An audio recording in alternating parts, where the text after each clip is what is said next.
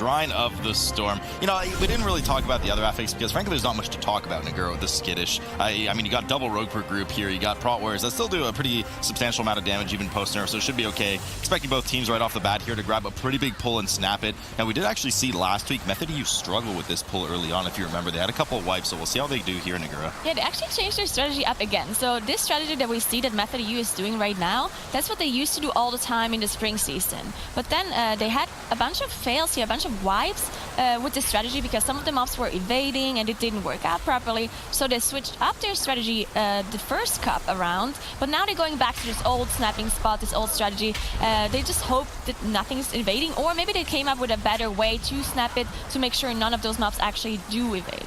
And now Samir just pumping the healing and the damage. Suffer getting low there. Lay on hands immediately coming out. Dips again and falls over. So much damage coming in from these casters right now. Just not sustainable with all the water blasts. Shadow about to go down as well. And Zerus goes down too. Versified proc sheet death. Looks like it's going to be a full team wipe here early on for Fly Me Out. Method EU looking nice and solid here at 11% trash. Already heading down to Accusir, the first boss of the dungeon, and getting ready to Shadow Melt, skip all of that nasty trash that they just pulled along the way and spawn the boss in a moment. Likely they're not. Well, to be fair, we've seen teams not pull things on top of the boss because of bolstering, but they might want to grab Heldis because Heldis has such a beefy amount of HP that you can't kill the boss well before that to get the haste buff. So we'll see what they end up doing, and it looks like indeed they are grabbing it upstairs. Yeah, they already have Heldis. That was an interesting show of bolstering as well. You saw two of the rogues. You saw Frag and Gingy just off to the side, making sure they tank all the initiates with their riposte just to not bolster Heldis here. So that was an interesting way on how they pulled this. Probably were tricksing the tank to get Heldis onto the top, and the rest of them, they were just tanked up downstairs. So they didn't have to deal with those apprentices that you can see off to the side. They're actually sapped. So that was a very interesting strategy. They only had the rogues go there, no one else had to go there, so they didn't actually get in combat with those apprentices. And now they used their Bloodlust for Aquaseer, while Fly Me Out, unfortunately, used their Bloodlust on this very first pull that they wiped to, so they didn't make any use of their Bloodlust at all. No, certainly a lot of waste, and they're already in big trouble as they finish off that Shrine Templar at the top there. 7% on the board for them as Accusir is already at 65% for Method EU, who's now sitting at 16% trash. Accusir about to face here, of course. We've all seen it a million times where he splits into those Aqualings. You got to DPS all three down before he reappears for the first phase. They got to make sure, again, that Heldis does not fall before the boss.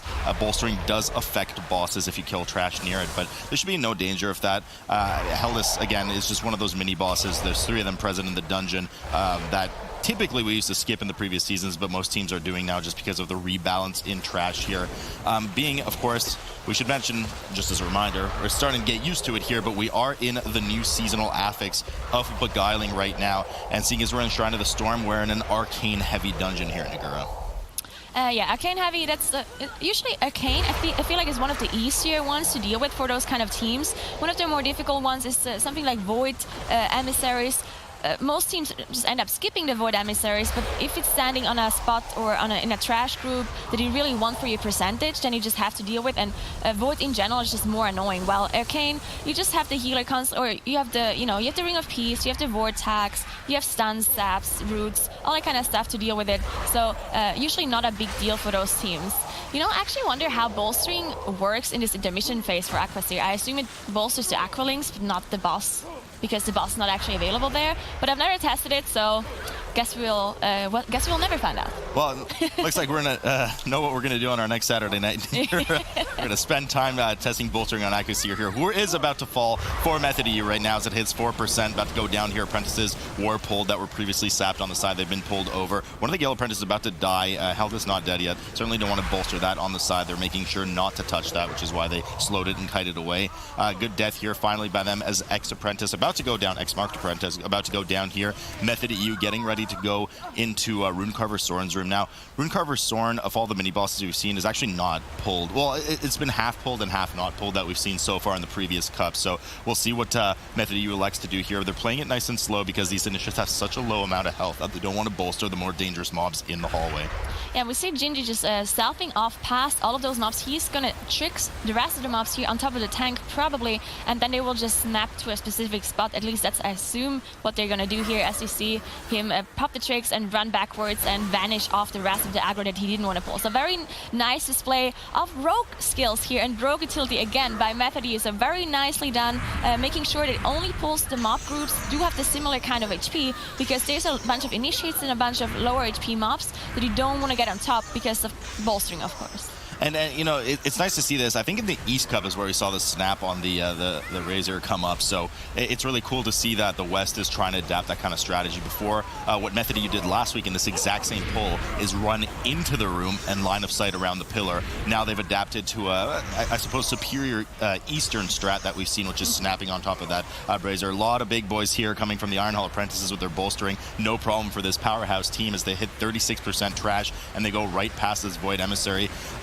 I think, well, we'll see if they do Soren here. If they don't, then they're probably going to use their Shadow Meld either here or after the bridge. They might do full skip, but it looks like now is grabbing all the trash here and the rest of the team is heading off, so they indeed look like they're trying to prep a skip.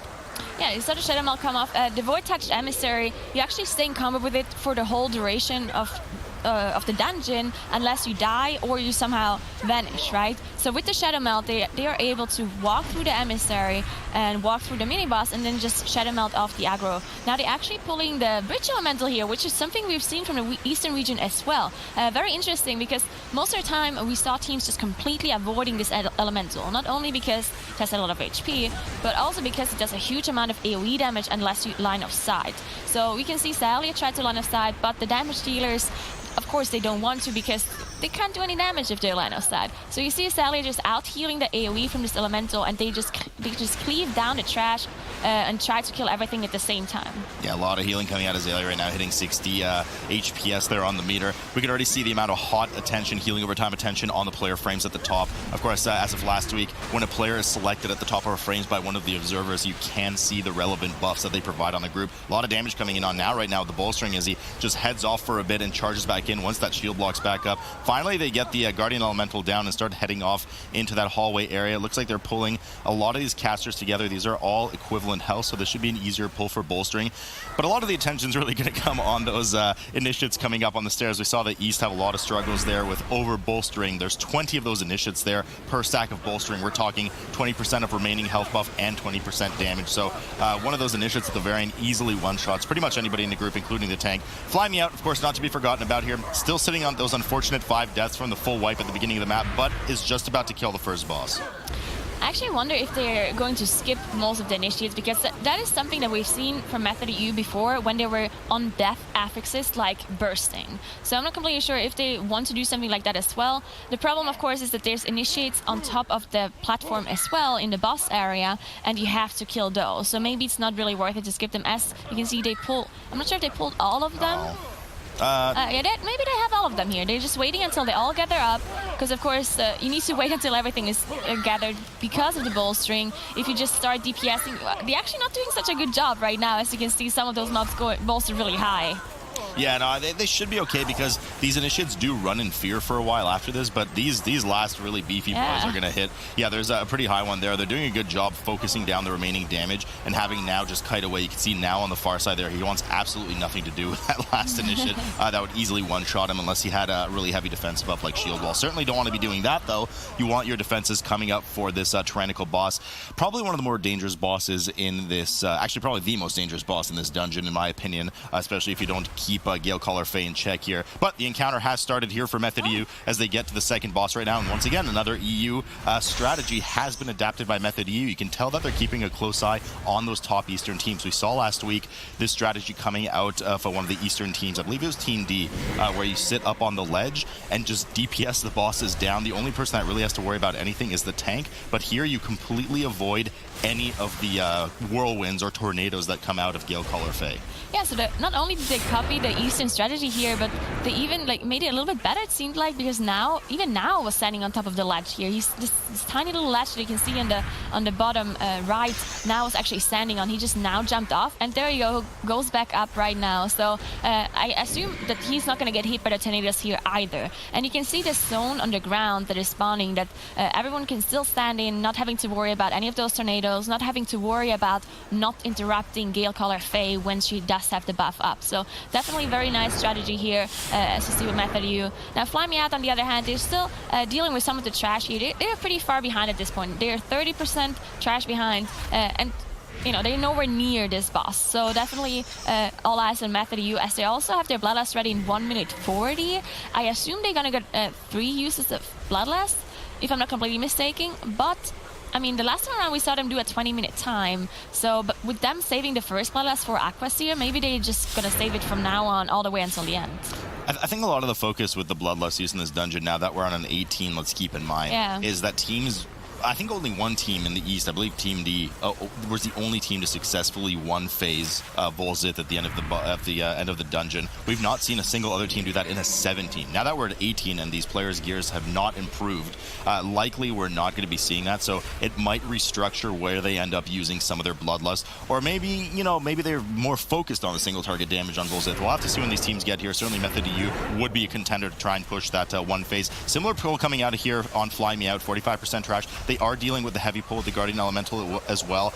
Bit of a sloppier pull, though. Unfortunately, they dragged it to the middle of the bridge, and that Guardian Elemental often just plants position and channels damage. So when they have to line of sight the Storm, they're not getting effective cleave on it. And the last thing you want to do is bolster that thing. Method EU sitting pretty here. Brother Ironhold, 25%. They've already killed off Galecaller Fae, and they're pulling the 2-man patrol on top of the boss right now that they earlier had left sapped in order to deal with the initiate. So just trying to get as much efficient cleave as possible. Yeah, there's a bunch of small things that I've already seen Method EU do, which just seems very efficient. They're tiny things, but they're just they just make up so much time, especially on the first boss where we've seen this whole, you know, rogues stealthing off, reposting the initiates, finishing them off by themselves, stepping the apprentices, and then pulling them back to the boss later on. That just seems like all those tiny little things, they add up and are really efficient. Now, Fly Me Out, on the other hand, they're struggling with this trash back. They bolstered a bunch of mobs here as they pulled the mini-boss on top of it, and I don't believe they can finish them off with only 2 members. They might be able to. I think Elsmere has aggro right now, and he's just running around kiting while Versify ends up finishing the rest of the trash. So they will be able to finish it off, but the amount of time, I mean, just huge amounts of time wasted, obviously. 2 deaths, there's DPS not hitting the last ones. They have to spend the time mass resing. Obviously better than a full team wipe, but still really sloppy play, unfortunately, coming out of here from Fly Me Out, as Method EU still with their flawless 0-death run, finally heads up to the bridge, does their skip as usual, past the two depth bringers in the room that spawn the lashers and are dealing with the double tentacle pack on the bridge right now. Nice bump there from Zalia combined with Mirrors. Actually, it was just Mirrors. He used his ROP Ring of Peace just to make sure all of those casters are on top of these tentacles so that we don't have any mismatching of bolstering here. Yeah, really good utility coming out of the green rogue here. As you see, Fly Me Out. They did manage to get everybody back up. Now, one downside of having the Holy Paladin... green rogue, no! Oh, Mirrors! Why did you say I jinxed it! Cursed image. I wanted to talk about the Holy Paladin a little bit. You mean the pink rogue? No. No, so Ellis actually didn't manage to Shadow Melt off the aggro. That's something that is really important with Shadow Melt too. Not only are you allowed to do those kind of skips, but also if you mess something up with one of your pulls with bolstering and one mob gets bolstered really high, usually what he can do with Shadow Melt is you just, you know, the healer just runs off, Shadow Melt, and then rests everybody else. But in their case, their healer can't do that because he can't be an ad-elf as a paladin, right? So they struggle a little bit more if they have those kind of mistakes with bolstering or any other wives or any other problems. Now, of course, you don't want to have those problems in the first place, but things can just happen and things can go wrong. So this extra safety net of having a Shadow Melt and a healer just helps a lot. It does indeed, but nothing that is present there for Fly Me Out, unfortunately. As you mentioned, Method EU now at 80% trash, has dealt with the entirety of the bridge and is running over to the Dweller pack that will transform in many, many lashers right now. That cast, ironically, Lash on the group for immense amounts of damage. Now, there's an Emissary of the Tides in there, meaning you can't help with the crowd control, so you're not going to get a shockwave out of now or anything like that. Just prevents that from happening. They have started the RP for Lord Stormsong, third boss of the dungeon, as they finish up the remaining Dwellers here, and they'll get started on that right away. Big damage coming in here for Fly Me Out as they're doing their initiate pull. Looks like they snapped it into the pool in the water, similar to what we've seen from the Eastern teams last week. Danger here is that you don't exactly have a lot of area to run away from them if you don't manage to kill them within their bolster window. So Method EU starting here on the third boss right now, and I mean, they're just running away with this one, Nagura. Yeah, so let's see how many RNG things they get on this boss here, as they do have both cloaks available on their rogues, and we see the mind control that the boss casts. You don't know who is it going to be on before the cast, right? So you just have to kind of hope to hit the cloak on the perfect timing so you avoid the ability completely. Now let's see if they use their cloak on the first mind bender, and let's see one of the rogues gets hit. Now the other best target other than the cloak and the rogue targets is actually the healer, and there we go, they avoided the first one. Well, there you go. I mean, they have 1 in 2 chance, so pretty good odds for this team right now. You know, it's surprising to see that the rogues have this kind of utility coming into this boss. Really, really amazing class. Method EU here getting ready to get Lord Stormsong down. A lot of balls chasing the players right now. Also, the advantage of skipping that first one is that I believe at this level on Tentacle, you just don't have enough damage from the purple balls chasing you to actually break your mind control without having to either dip into the water or having the players redirect some damage into you. So pooling up 10 of them as a result, 15 actually now, is going to help should Xaylia or Mirrors be the one that get targeted here. Good spell reflect coming in there from now. Right now, Gingy unfortunately getting stunned by a few of those balls right now. Procs at cheat death as well, and he's just swimming in them as Mirrors finally, luckily, gets the mind control and is able to actually clear that minefield for Gingy before any disaster strikes the team. So Gingy not going to have that cheat death available for pretty much the remainder of the dungeon here, and they've already had 1 death on the board, so they still have 1 battle res remaining for the dungeon, but a little bit of a slip up there, Nagura. Yeah, he got hit by a lot of those orbs. I think it was 3 or 4 even that you saw on the group frames. The debuffs there, they are dispellable, so if you get hit by those orbs, that's a huge burst of damage. It also stuns you, but the stun is a magic debuff, so it is dispellable. But there's also another ability on this boss, a debuff that gets applied to a random damage dealer or healer that does a slow and damage as well. So the healer usually does have the dispel on cooldown to dispel this rip mind or something like that it's called. That's the one. So definitely did not have that one ready. Almost rip life in this case. Lord Stormsong here, 7% health, about to fall over. Galecaller Faye has indeed fallen for Fly Me Out, who's dealt well with the trash actually before the second boss. Well, you know, minus the bridge issue. The rest of the initiate pack and patrol there was dealt quite well. They're sitting at 69% trash with Brother Iron Hull just being DPS down, as we can actually see Elsamir run off screen here, getting ready to pull some of the trash near the boss. Looks like they're in the direction of either the Ritualist. I'm not sure what they pulled here. Either the Ritualist or one of the deep smashy boys coming in right now. And it looks like they actually pulled... yeah, it was one of the Enforcers. Okay, so I have to be careful with that with the damage on the tank, but this should be okay. Method EU already going for their little swim here underwater. Yeah, let's hope no one gets stunned here from the jellyfish here in this area. Of course, the Rastadroid, the fastest one with that travel form, the water form. He's not using it. Oh, I mean, there he is now. At the very end, it just kind of puts you out of the water form for some reason. Blizzard, please fix. I mean, this is like a very heavy problem. We need to make sure we address this issue. So the Rastadroids can't be the fastest one. But you see Methody actually pulling some of the eels here. We've seen in the eastern region that teams would just pull the eels on top of the boss because the eels don't actually bolster at all, so you can do that.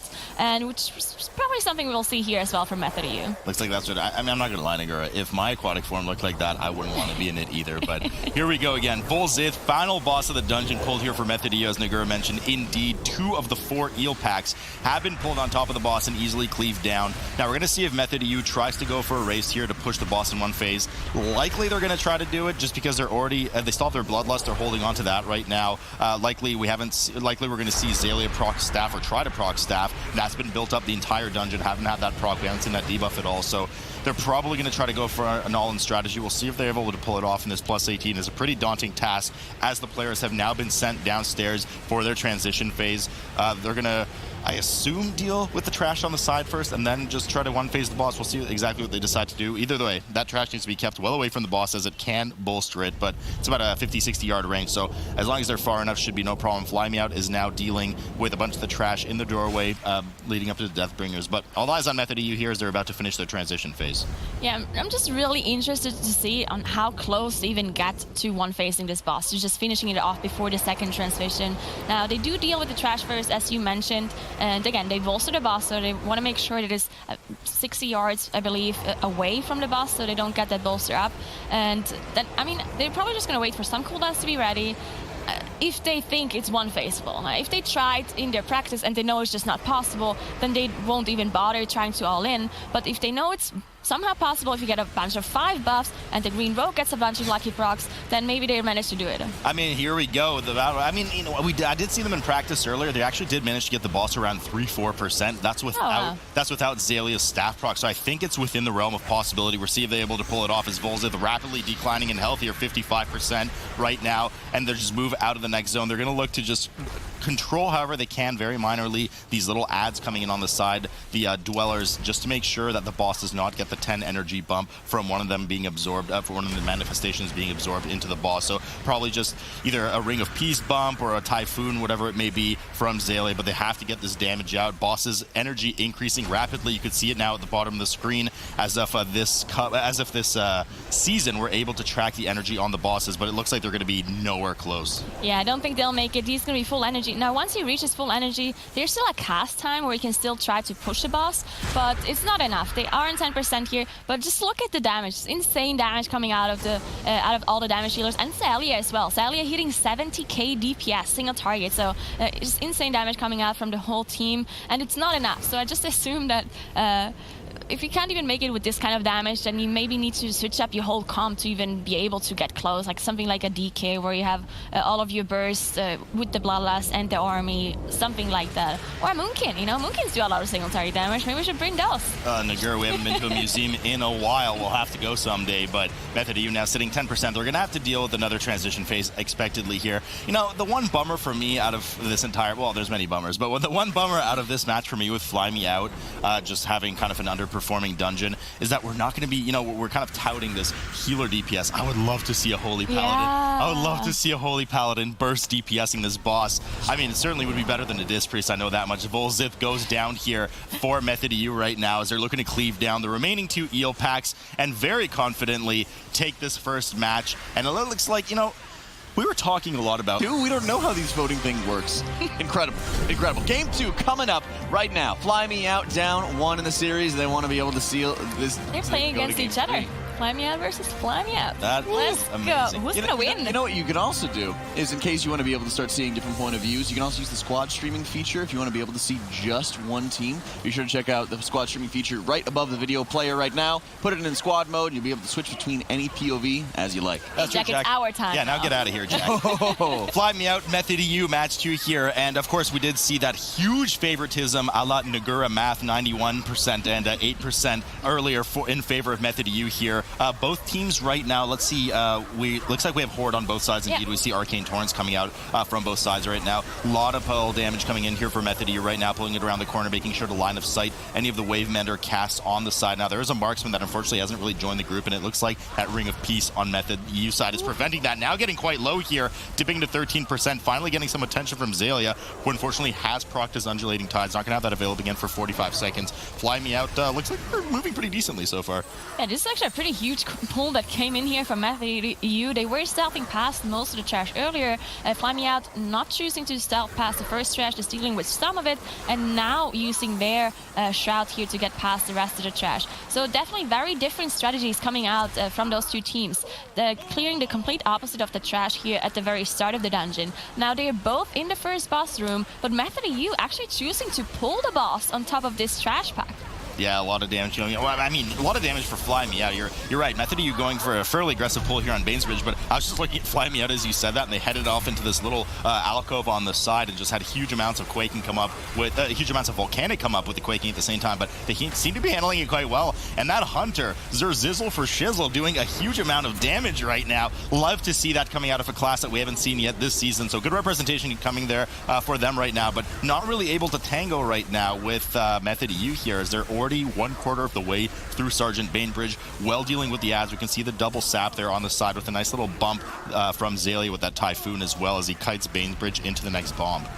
Yeah, there's actually a pretty cool strategy coming out. I just saw right now that on the first pull where they used their Bloodlust, they actually also pulled one of the groups inside this courtyard outside. So they had one rogue go in, use tricks of the trade on the tank, and tricks the trash group inside, the one that stands on the right side in this room, onto the first pull. So there were a lot of trash groups, a lot of mobs on this very first pull. And once they cleared this first one with their Bloodlust, which they also used in the first pull, then they only had the boss left and one trash pack on the left side. And the left trash pack does not actually have that many dangerous mobs, so they could just see both of the boss mobs with the double slap that we saw come out, and then just deal with the boss and the trash at the same time. So very nicely done by Method EU, and very efficient strategy as well. Yeah, and I gotta say, what a time to be alive right now in the Holy Paladin, second on damage for Fly Me Out. Absolutely crushing the meter. Starting to finally fall behind the rest of the remaining 2 DPS. Bit of damage coming out there from the remaining Rogue and the Hunter. But, you know, what's interesting to see for their comp as well, Nigger, that plays nicely, and I'm sure is a breath of the relief here for Elsamir,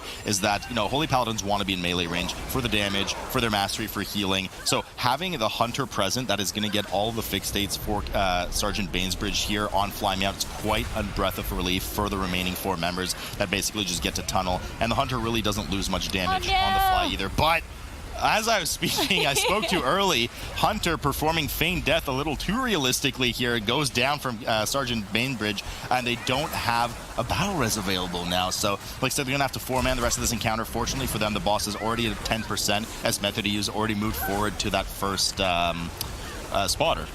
Yeah, so correct me if I'm wrong, but I mean, I haven't seen Hunters in a while, but BM Hunters cannot battle res anymore in BFA, right? They do not have the battle res pad anymore. They can still use their Bloodlust as far as I'm aware, but not battle res.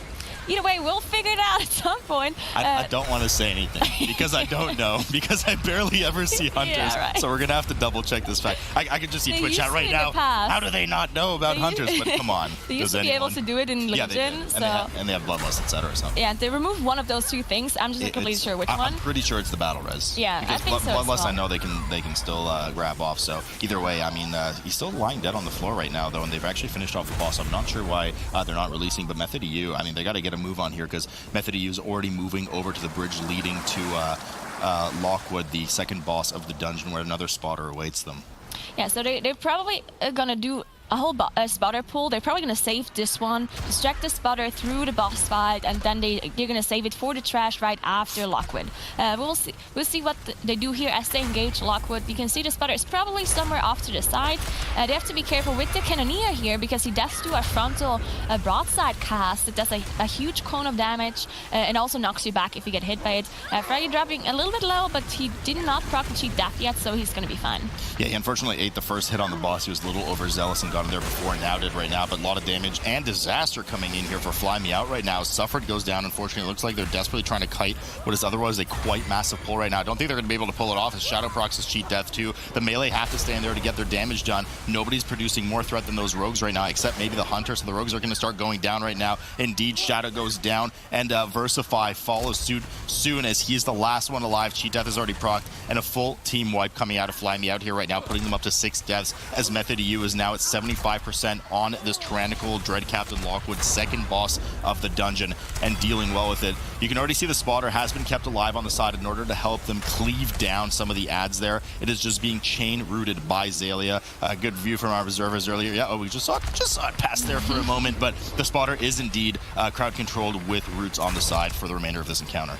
Yeah, and that's going to be interesting to see how they adjusted their strategy here for the trash after Lockwood, because the first time around that we saw Siege from EU, which was 1 level lower, was a 17, and it also was the Raging affix. Now with Raging, the spotter, what you do is you just make sure the spotter is in Raging, and then the artillery, which does friendly damage to all the other mobs, actually does increased damage from the Raging buff on the spotter. But this time around, there's nothing like that. We have Quaking and Volcanic, which does not affect the damage of the spotter in any way. So I wonder if they actually are going to do the same pull still, with less damage for the spotter and the increased level of the key, or if they just make their pulls a little bit smaller.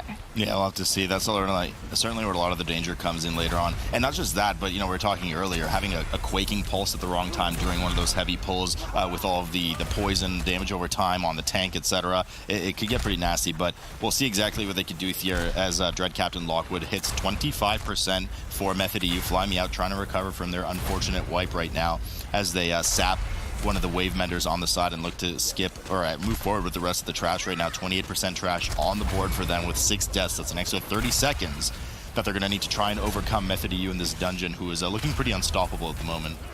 Yeah, and also one thing to note is that in the spring final in Australia, we actually saw most of the teams still play Alliance, even though we know Siege is the only dungeon where you actually get a different dungeon depending on what faction you are. So Horde getting some different mobs, getting a different starting point, while Alliance starts on the top, and you also have a little bit more difficult mobs to deal with, and there's different RP and so on. So most of the time people chose Alliance still because of the Shadow Melt, probably, even though the dungeon seems a little bit more difficult for Alliance side. But now that we are in the summer season, most teams just choose to play Horde. So even though you do not have the Shadow Melt, they just still choose Horde just because of how the dungeon is different. It's not even that, but Arcane Torrent is very useful for the bolster from the commanders coming up later. The commanders cannot be crowd controlled.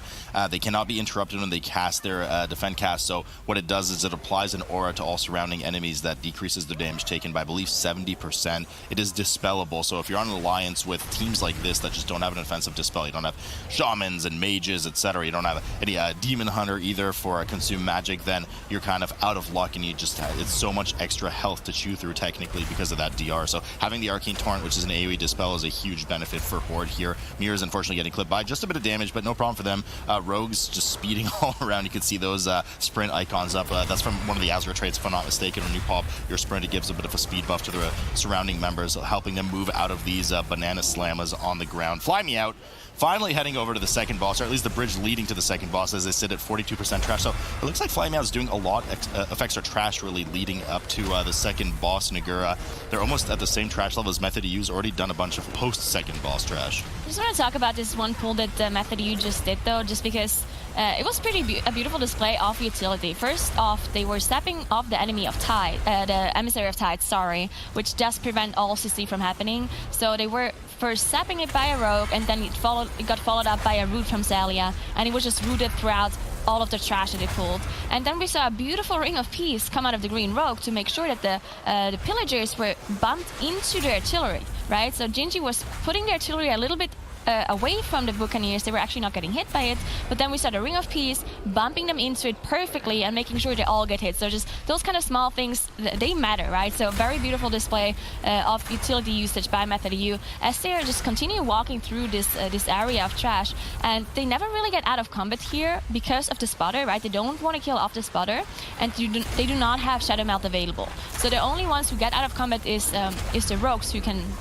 vanish off combat, but Sally is not actually able to drink it all, so he needs to make sure that he does save some mana here. Yeah, and I think he has probably still about a minute and a half on that 3-minute innervate cooldown, so he's not gonna have that to bail him out just yet, but likely it'll come up when he needs it, which will be the heavy trash pull leading up to Hadal, Dark Fathom, the third boss of the dungeon. Method E now 63% trash as they very slowly pull through the dungeon here. Much more timid pulls, at least so far, from this kind of town area than we've seen in previous weeks, because we don't have the raging from the spotters that the Western teams did have in their first cup, so they're kind of respecting that, and on top of it, as we mentioned earlier in the cast, they are now 18s in the dungeon rather than 17, so everything has a fairly beefier, substantial more amount of HP, and obviously hits accordingly harder too. Finally, they kill everything off, including the spotter, so it's going to allow them to get a drink off, as Azalea does right now, dropping that fish feast. Fly Me Out is, looks like they're on their way well to killing Captain Lockwood right now, who sits at about 50% HP by the looks of it, so they still have a fair ways to go. Once again, everything really just comes, well, I don't want to say everything, but a lot of this dungeon really just comes down to this one pull here with Hadal Dark Fathom, and unfortunately a bit of sloppiness coming in with that Quaking as well, actually pre-proc Zalia's Undulating Tides right before this trash came in, so a bit of damage loss and safety net gone for him for 45 seconds. Yeah, so the pulls actually being a lot more timid this time around. I remember 2 weeks ago they were just doing this whole trash between Lockwood and Dark Fathom in 2 pulls. So the first pull they did the same, but then everything was a lot slower. So what they're doing right here, the last time they pulled the whole boss room on top of this. So they definitely go slower. We have all these snipers though that do a lot of damage. You can see how the whole group just drops low, and you can see Sally doing 60k HPS. So definitely just a lot of damage coming out here. If you want to play this safe, which is something we've seen from the Eastern region, you just have 4 different kinds of CC on the snipers, and then you finish off the trash with the spotter, something we've seen with the Vengeance Demon Hunter with the Sigil. But if you do it not safe like we see from Method EU here, then it's just faster, right? It looks so clean and so safe when you do the whole CC strategy, but it just requires too much time to set up. It requires too much time because no one is doing damage. You just sit there and wait for the artillery to kill it. So this way, how Method EU does it, definitely faster, but riskier because the whole team just gets so much damage. Here comes the dangerous pull finally from Method EU. All of Hadal Dark Fathom's trash has been pulled. They double sap the 2 emissaries of Tides on the side there, wanting to make sure that they have access to crowd control on this trash. We saw the shockwave come up there from now for a moment. Tides are starting to come in right now. They don't have diminishing returns on the CC you put on them, but they do follow PvP rules, meaning that you can only, root and sap them, etc. for 8 seconds, and some other ones are affected by 5 seconds. I believe paralysis is only 5 seconds. So you can see now finally grabbing them as most of the trash has been killed. So that was their kind of DPS window that they easily met, making sure most of the Ranger's trash is dead by the time the Emissary Tides comes over. We see these bolster buffs up on the 2 commanders right now, but the Arcane Torrents have been used, and they don't care. They're just pulling everything right on top of that boss with Bloodlust because, these mobs really aren't that dangerous. They just have a lot of health to choose to, Nagura, so they just decided to really be more efficient here, essentially, and just cleave the rest of it on top of the boss with Lust. No problem for them. Definitely very efficient. I also like the usage of Bloodlust here. This probably means that there's no damage breakpoint that they need to meet on the last boss, because usually what we see is most teams just save their Bloodlust for the last fight because they need to they need the Bloodlust to make sure to nuke down one of the gripping tentacles before the next Demolisher spawns. But Method EU knows that they probably meet the damage check no matter what, or they can't meet it even with Bloodlust, so therefore they just use the Bloodlust here to be more efficient. Of course, dealing damage to the boss and trash on top of it with Bloodlust, very efficient. Now they only have 99% here. I'm not completely sure if they missed a mob, but they do not have 100% trash. Well, if we saw the math earlier from Twitch chat voting, we do know that 99% actually is 100%. Should be no problem for them to finish this dungeon.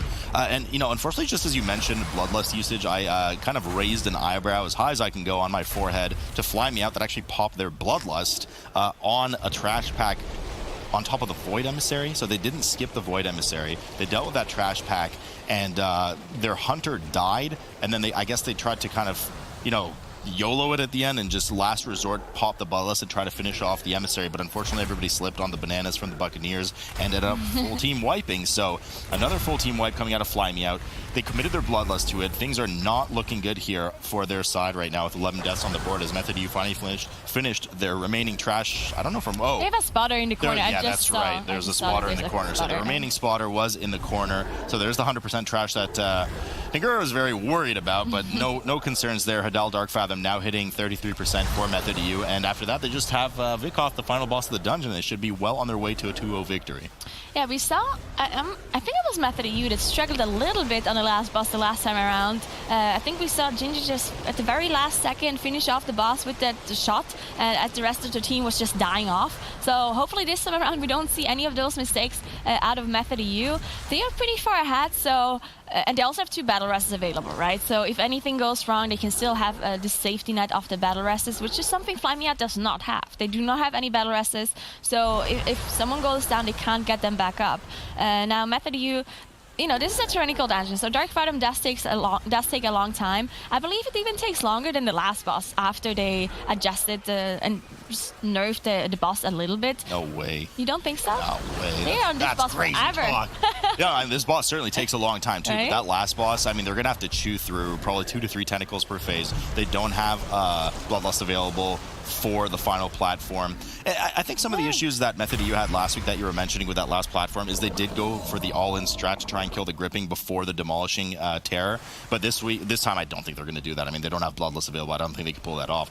They couldn't even one phase Volzith in the previous dungeon. It makes you think they could take that tentacle in one phase. But we'll see how they head out here. I'm just giggling here because Fly Me Out. A nice view from our reservers. That's actually the pack that wiped in there with the Void touched Emissary. It seems that the big confusion with how they're skipping and what they're skipping here. They're waiting for a patrol. Everything is really slow for Fly Me Out. They had another full team wipe. They're now sitting at 16 deaths. So just disaster striking over and over for Fly Me Out. I can't say the same for this flawless run. 0 deaths on the board for Method EU as they have started on the first platform and are just chiseling through these 2 first tentacles. Already a lucky RNG spawn for them as they get their second demolishing right on beside the gripping. So the rogues are actually able to cleave this with Blade Flurry. Yeah, and one thing to note as well is that Zelia also has the staff proc still available, so maybe they're going to use it for the very last tentacle, on the very last gripping. So maybe that's why they say, you know what, we don't need the Bloodlust, we just have the staff nuke, which is not always reliable, to be honest, but we will see what they do later on. They're done with the first platform here, as they only have to finish off this last demolishing. They got the gripping done, so once you have the gripping, there's no more demolishing terrorists that spawn, so once you finish off the last demolishing, you can just keep on going. Yeah, no, that staff proc certainly not reliable, especially when playing with Jack. They head over to the second platform right now and get ready to, usually teams all in on that first demolishing just to get it out of the way as quickly as possible, and then they can head over to the gripping and just DPS that down before the second demolishing spawns. It looks like the pace they're going is at about 2 to 3 demolishing terrorists per platform. They don't go for the full 5. We do know there's a cap of 5 of them that spawns so that you're not just stuck on the platform for the rest of your life, which is part of what really makes this encounter very long and quite tedious here. The damage over time effect still on Gingy, just making sure that he's by himself for when Zelia finally dispels him. There it is. Otherwise, he will, as we know, punt everybody away from him, high in the air and into the water if they get clipped by it. A lot of damage on that gripping terror as another demolishing spawns. Should be their last one, though. Yeah, so one thing to note about Method EU is that they don't actually keep up with the stream. They don't actually watch the stream while playing. They don't want to know if they're ahead or behind or whatever is going on. At least that's what they told me. I'm not completely sure if that's true or not, but that's something they said. They said no matter what happens, no matter if they're ahead or behind, they just keep on doing their strategy. Even if they're, let's say, 20 minutes ahead and the other team has 50 DAFs, they just continue doing the normal strat. And I asked them, so why is that? Why do you want to do that? Because if you're this far ahead, you might as well, just go a little bit slower, or maybe keep some of your strategy secret and don't just give it away if it's something special that we've never seen before. And they just said, you know what, we don't care about that. We just want to do our thing. And this is also practice for later games, right? They want their the staff procced. As you were saying that, I was just watching Zelia's mana the whole time, and I was like, man, he's doing a really good job at staying at 15% mana on purpose so he could proc it on this last platform. But unfortunately, he got one of the debuffs, so he had to dispel himself on top of the Solar Wrath that he was spamming. So just put him enough, low enough mana. Of course, that staff procs whenever you go below 10% health or mana. So Zelia proc the staff. So we're not going to have the staff on the last platform, Nigger. We're not going to be able to see if it one-shots this tentacle. They're still going for your gripping, though. They definitely ignored the demolishing terror, so they have a second one spawning already. The gripping is on 20%, so they should be fine. Oh, yeah. Now, if you're lucky, you can actually get the demolishing ones, and they were lucky. Now can actually tank both of those as they spawn next to each other. I mean, that is... everything's on Method EU side today. They're having a good day here. RNG's in their favor. The boss is about to fall here. They 2-0'd their first series with only one unfortunate death from Mirrors. I'm disappointed, guys. As you see, both Pain for Femme and No Girls Allowed playing similar comps, but we actually see DK on Shelle. Wow, I don't think I've ever seen Shelle play DK before in Cup play. Wow. Yeah, this is the first time Shelly's actually played something other than, I think, Rogue in Cup play. So he's been practicing DK a lot. I remember, I think you were specifically saying he was asking, or maybe it was Jack was saying it, he was asking Tegu a lot of DK questions last week. So yeah. Not surprising to see him hop on that. He's very good at playing ult, so it's not that surprising to see that come out of him. Yeah, we see both of the teams doing a pretty huge pull. Fem dropping really low and Trell at the same time. You see the tank struggling so much as Fem actually goes down. Thankfully, he can release and you're straight back there as you are at the entrance of the dungeon. So, but one death already for Pain for Fem. Now, No Girls Allowed actually do commit their Bloodlust here, while Pain for Fem just holds on to it. I assume they use it on the boss later on. Either way, No Girls Allowed not having the tank death. So they are just a little bit faster here, just doing everything a little bit more efficient. They do commit the Bloodlust, though. Yep, I mean, I think the Bloodlust, especially on Trash, this is something we've been talking about.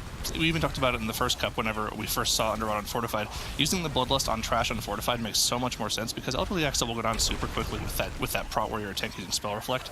You just don't need that first Bloodlust on the boss. We either see them pop it on the Trash before the first boss, or we see them pop it on their first major Trash pull once they get to Kragmaw's room. One of those two Trash pulls makes the most sense, but when you're looking at teaming explosive, using it on this first pull makes a lot more sense than I think using it in Kragmaw's room because you're not going to be able to do that massive pull on teaming at all. Yeah, and then, oh, Adel actually going down on this pull here. So she needs to release and come back. You see the Ring of Peace come out of him immediately from Undead here to be sure that Trell can survive while Adel is running back. She's dropping very low as well. She might have pulled something on the way back. Probably a matron here. So the Adel has some trouble getting back to the group. As Pain for Femme already working on Elderly Axa, still not committing their Bloodlust. So that probably means that they're going to do a huge pull in the Krogma room where they want to use their Bloodlust later. So I assume that's what they're saving it for. Now the difference with the DK here, I'm not completely sure, but we're just going to keep an eye on the damage meters. Maybe it allows them to do some bigger trash pulls later with the DK. We're also going to see more single target bursts whenever the DK does have the cooldown strategy and whenever they do commit the Bloodlust on single target. Now, no girls allowed. They have more trash if you look at it, 4% more, but they just now engaged Elderly Axa. Yeah, but I think the cool thing to mention here is that both of these teams, I mean, we don't see this too often in this tournament where the teams actually come up with their own specific separate strats. Seeing them actually do something completely different with their Bloodlust leads me to believe that we're going to see completely separate strats. And if you guys want to check out specifically what one team is doing at home, you can always check out squad mode in the top right of your channel there, so you can specifically look at just one of the teams. But Elderly Axa does go down for Pain for Femme early. They still do have the Bloodlust available, and if they are planning on using it early, which they should be pretty soon here, they're probably going to see a very big pull come out in Crackmoss room from them. Yeah, and then when you look at the racials, you can actually see that No Girls Allowed is playing Horde.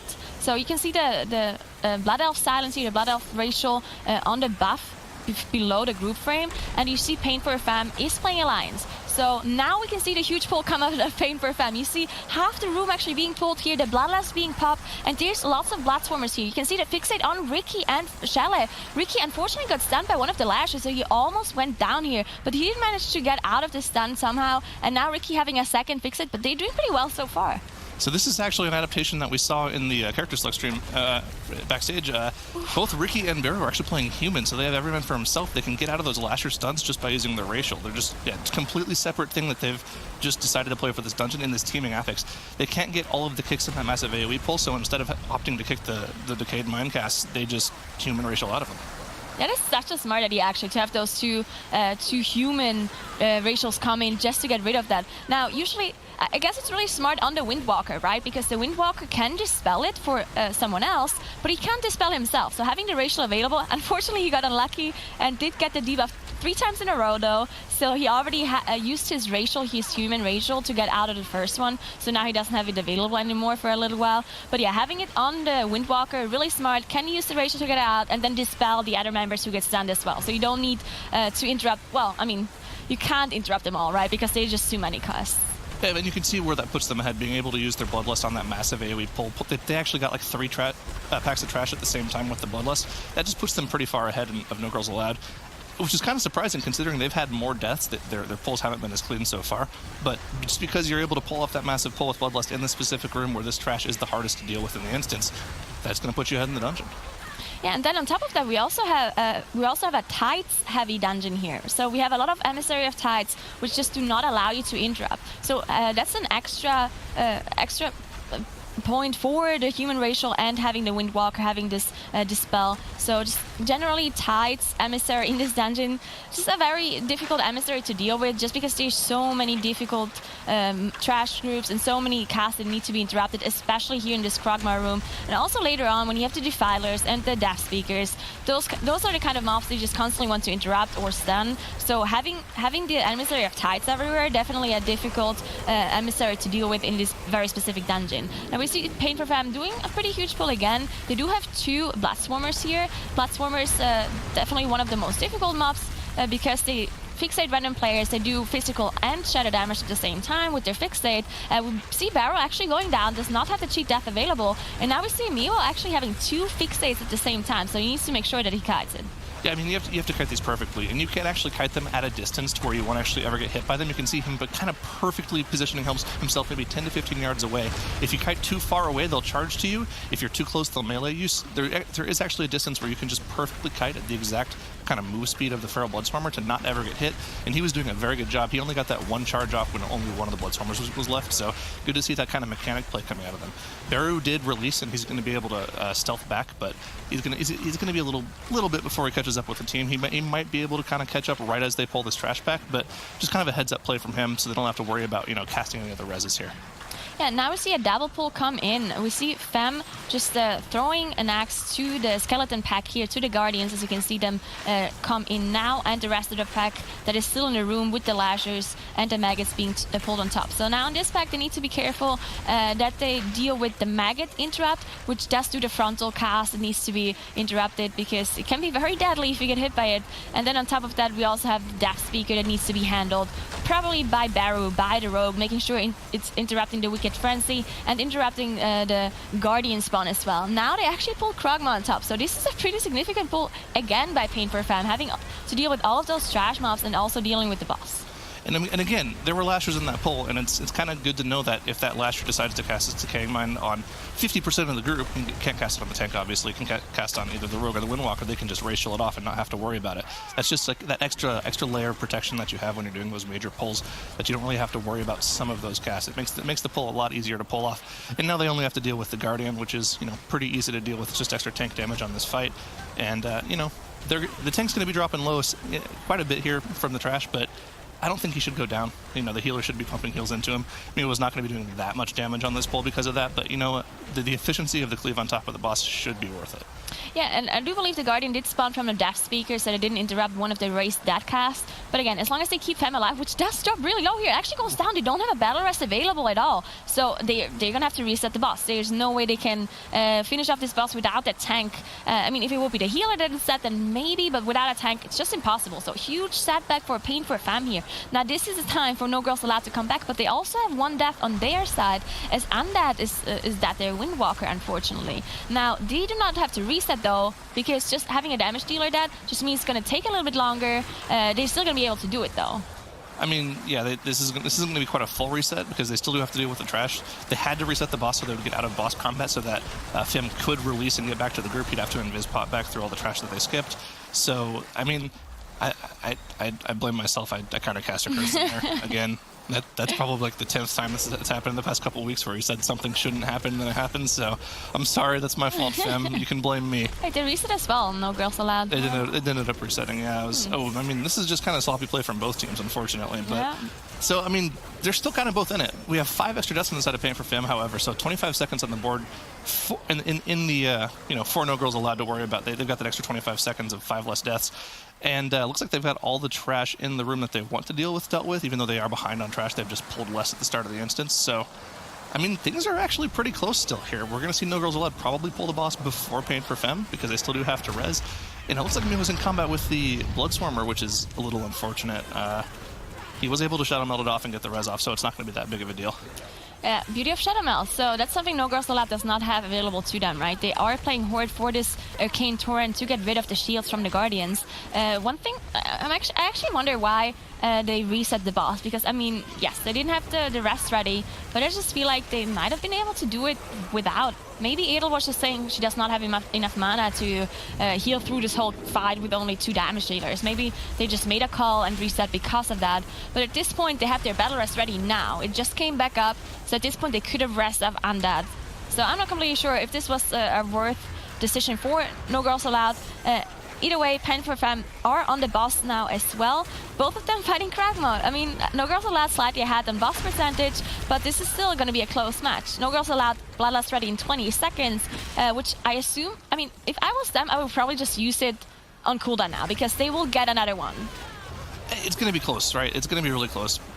They actually very, very well could get a 3rd Bloodlust off. But we've always talked about in Underrot, specifically with how dangerous the trash is in here, that we would, especially on Fortified, like to see them use their 2nd Bloodlust on a big trash pull, maybe the one right before Unbound Abomination at the end of the dungeon. But I don't think we've ever seen a team do the dungeon and not use their 2nd Bloodlust on the final boss. So it'd be interesting to see maybe a different play from them.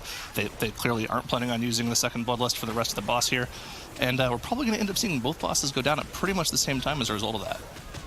Yeah, maybe that's also something you don't want to... if they really plan on using their Bloodlust on a trash pack, then it makes sense that they're saving it here. But I'm pretty sure if they want to use it in the last boss, then they there would be 10 minutes in between here and then. I assume so. I'm not completely sure. Of course, they know better than I do on how their times are in practice. Now, Pain for Fam, they still have a longer cooldown on their Bloodlust because they saved it for this trash pull in the Kragma room that we saw earlier. They should be able to finish off the boss here without any more problems. No Girls Allowed, of course, being a little bit faster on their side. And now both teams do have a Battle Rush available again. So if something goes wrong for either of those teams, they have the safety net of getting them back up. Does look like Shelly's kind of falling off in single target damage here, but you can see underneath his player frame at the top of the screen there, he is saving all of his cooldowns for what I would assume is going to be a big pull here that the Unholy DK will carry damage on. No Girls Allowed also kind of doing a similar like this isn't a huge pull from them. This is a very small pull, but because you normally will see teams combine these skeletons with 2 extra mobs, exactly what we see Pain for Fam doing here. We should see the Unholy DK carry a lot of the damage on this pack with all of his cooldowns up. No Girls Allowed, they don't have the Unholy DK to actually, kind of spew out the AoE damage, but they do end up actually pulling the Defiler and the Death Speaker afterwards, not at the same time, so they're not going to have that added benefit of having the full-on AoE right ahead, and you can see on the side of Pain for Fam that Unholy DK doing a lot of damage. And the green rogue, so I mean, look at both of those Windwalkers doing so much damage as well. That's impressive. I definitely think we're going to see more Windwalkers in almost all of the setups or in the team comps in the future. Last time around, we did see these like triple rogue setups without having the Windwalkers, but now that with the rogue nerf coming in, we just see the Windwalkers a lot more again this time around. They do provide a lot of damage, and of course we also have the 5% physical damage buff and the utility. I mean, the utility that the Windwalker provide is definitely very useful in some of those dungeons. Just having the Ring of Peace, especially with certain affixes with Sanguine or something like that, or Necrotic even. So nice to see those Windwalkers being back again. And now we see Pain for Fam engaging Sporecaller Sancha with the Emissary of Tides on top here, 2 of them even, so very efficient play by them. And No Girls Allowed actually popping their Bloodlust on a trash pull here.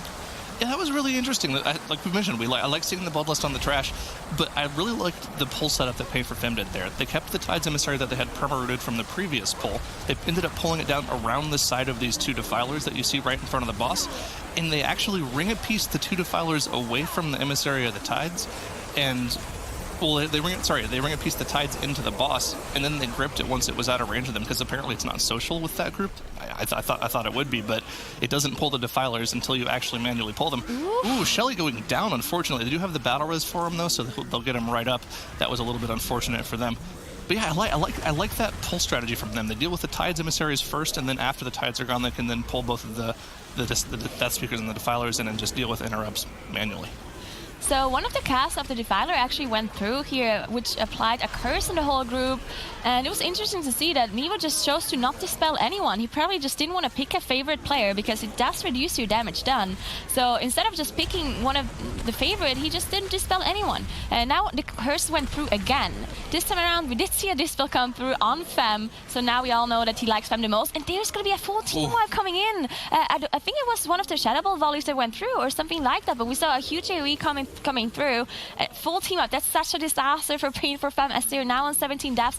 2 full wipes on a boss. Well, yeah, once one of your melee DPS is dead, you kind of have to let one of the casts go through, right? Because you need 2 melee kicks per Defiler in order to get interrupts. And once one of those melee is dead, you just have to commit to letting one of the casts go through. And that cast going through plus the residual damage of the fight ended up wiping them, which is really unfortunate. That's 17 deaths on the board, which is very peculiar for a team of this caliber. I mean, Shelly and Finn, they've been around for a long time, so this is kind of unfortunate to see from them. They'll just kind of have to get it together and hope that they can, play better in the next 2 maps. Because I mean, this is the first map of the series, right? This isn't over. It does look like they're gonna lose this map just because of this poor play, unfortunately. But you kind of have to get it together and play well in the next map. They have to put it behind them. This is just a mistake. That's really kind of the mindset you have to have going forward. Most definitely, but we can see that Pain for Fem does have those really nice strategies, right? We saw those small little things to do with the emissaries, and we saw the huge pull in the Kragma room. So they have their strategies down, I believe. And I also talked to Ricky, to the Windwalker, and he told me that they were very disappointed by getting disqualified so early in the first Western Cup. And he said that their best, like Ataldazar, is faster than Abrakeeydabra's perfect Ataldazar. And he just was disappointed. He said all of their strategies are so good, and all of their best runs they can compete with the best of the best in the Western region. So they were really disappointed, but maybe that's the problem. Maybe their strategies are just they require them to have this perfect play, and they just don't manage to execute it. Maybe that is the problem. They're just putting too much on themselves with those huge pulls. Maybe they just need more practice, or maybe go a little bit smaller with the pulls. I'm not completely sure. But right now, they're definitely not showing up. Yeah, it's interesting to think that. I mean, there's definitely something to be said about different playstyles between teams. It looks like Pain for Fim is the type of team that reminds me a lot of Shell's Angels, where they'll have these insane strats where if they pull them off, it looks amazing and they're going to have an insane time. But if they make any one mistake, it's going to set them so far behind of any other team that goes for a more consistent strategy, that the consistent team would end up winning out more often. I mean, it usually comes up pretty close together, like, you know, a best-of-3 series.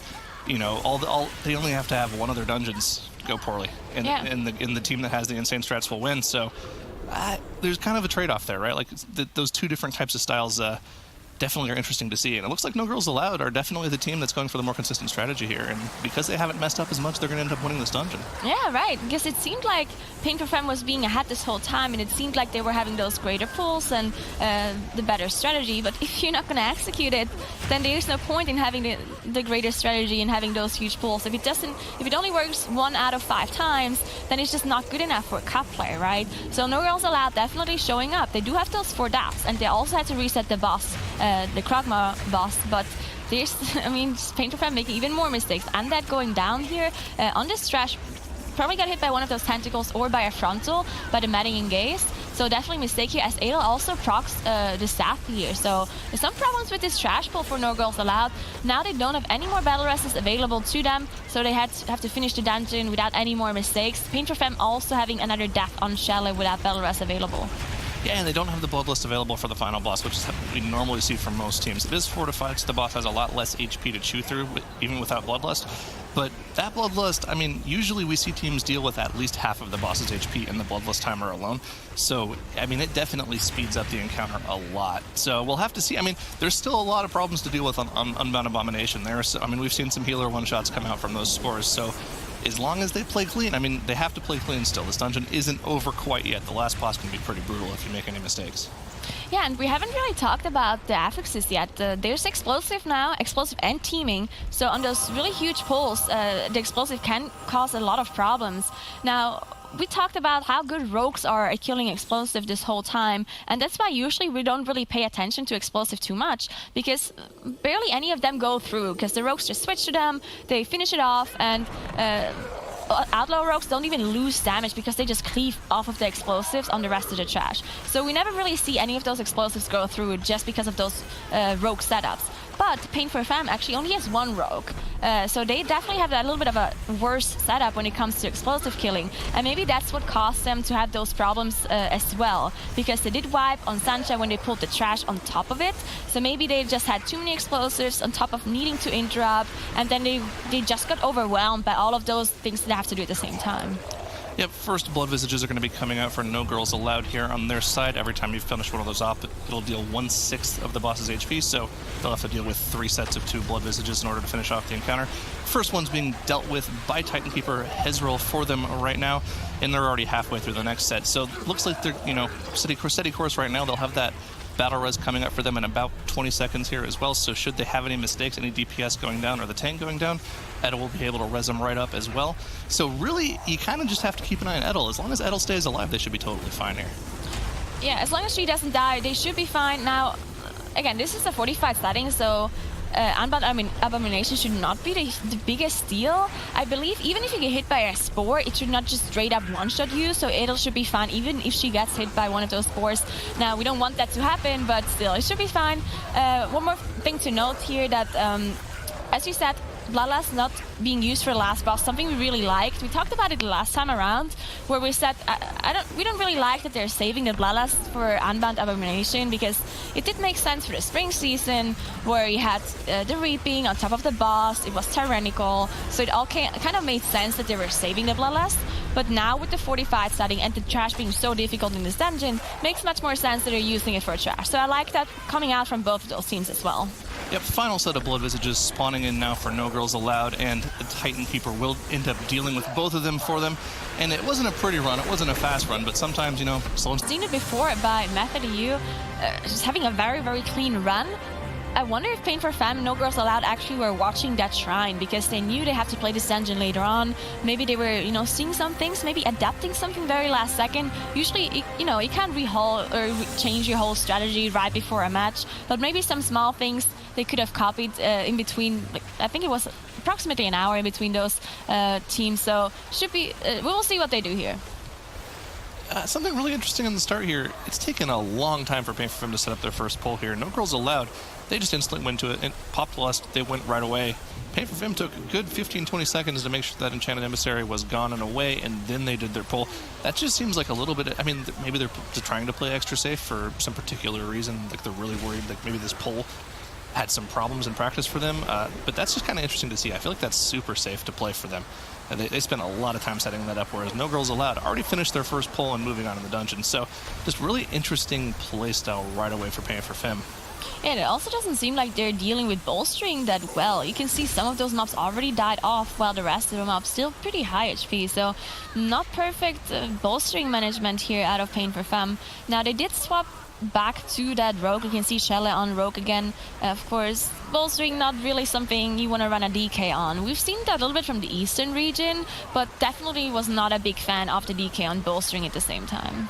Yeah, and I imagine if they plan on using the Bloodlust on anything but the boss, they're going to use it on this next big pull that they end up doing here. Probably another snap into one of the basins here as well, so we'll have to keep an eye on that for Pain for Fem. No Girls Allowed have already moved on and done another snap of the mobs in front of Aquaseer, along with the two apprentices on the side after Aquaseer, so they just snapped two pulls together on top of each other. Another efficient pull that we've seen from a lot of different teams.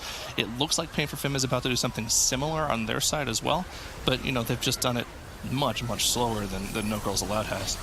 Yeah, they're actually pulling the trash group here in front of Aquaseer with the Enchanted Emissary. You can just see it being damaged to make sure that it's knocked back, does not apply this reflection aura on top of these mobs here.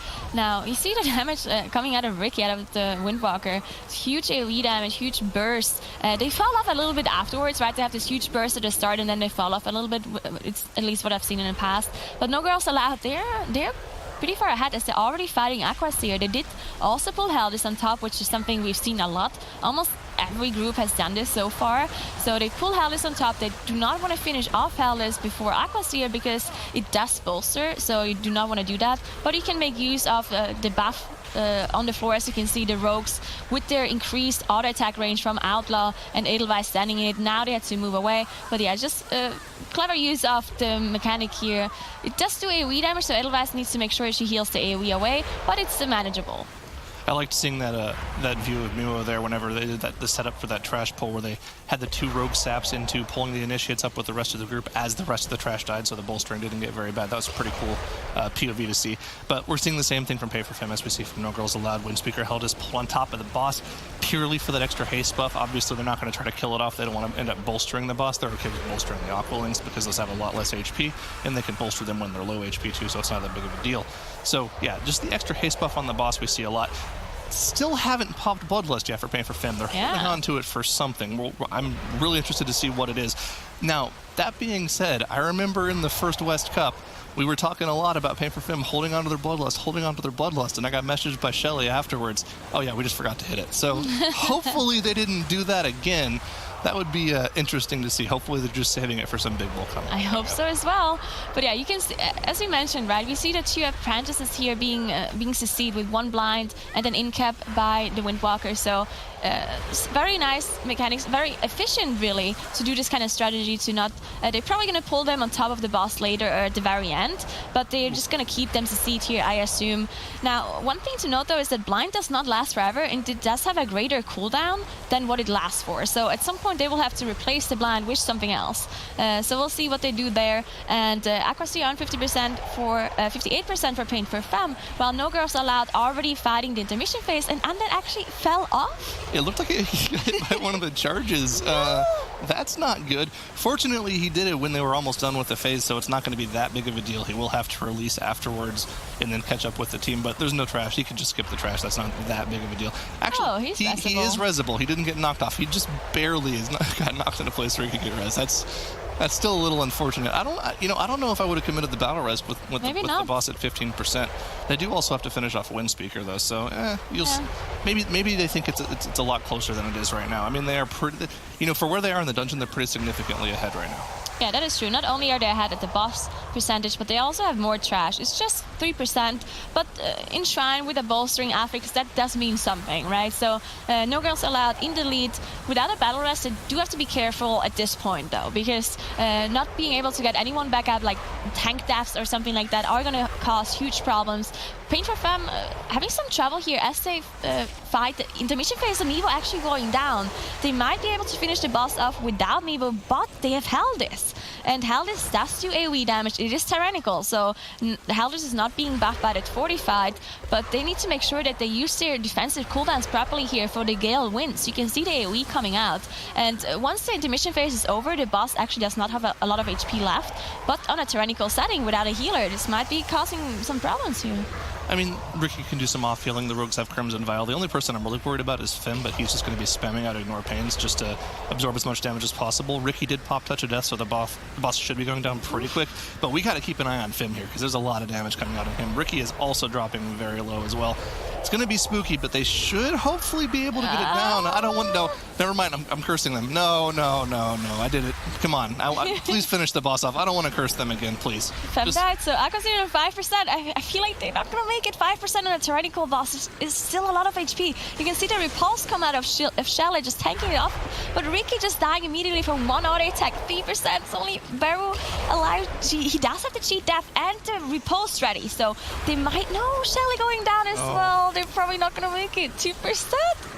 Baru, you're the only one. Come on, Baru. You can please. do it, Baru. Please, Baru. Crit. Just crit.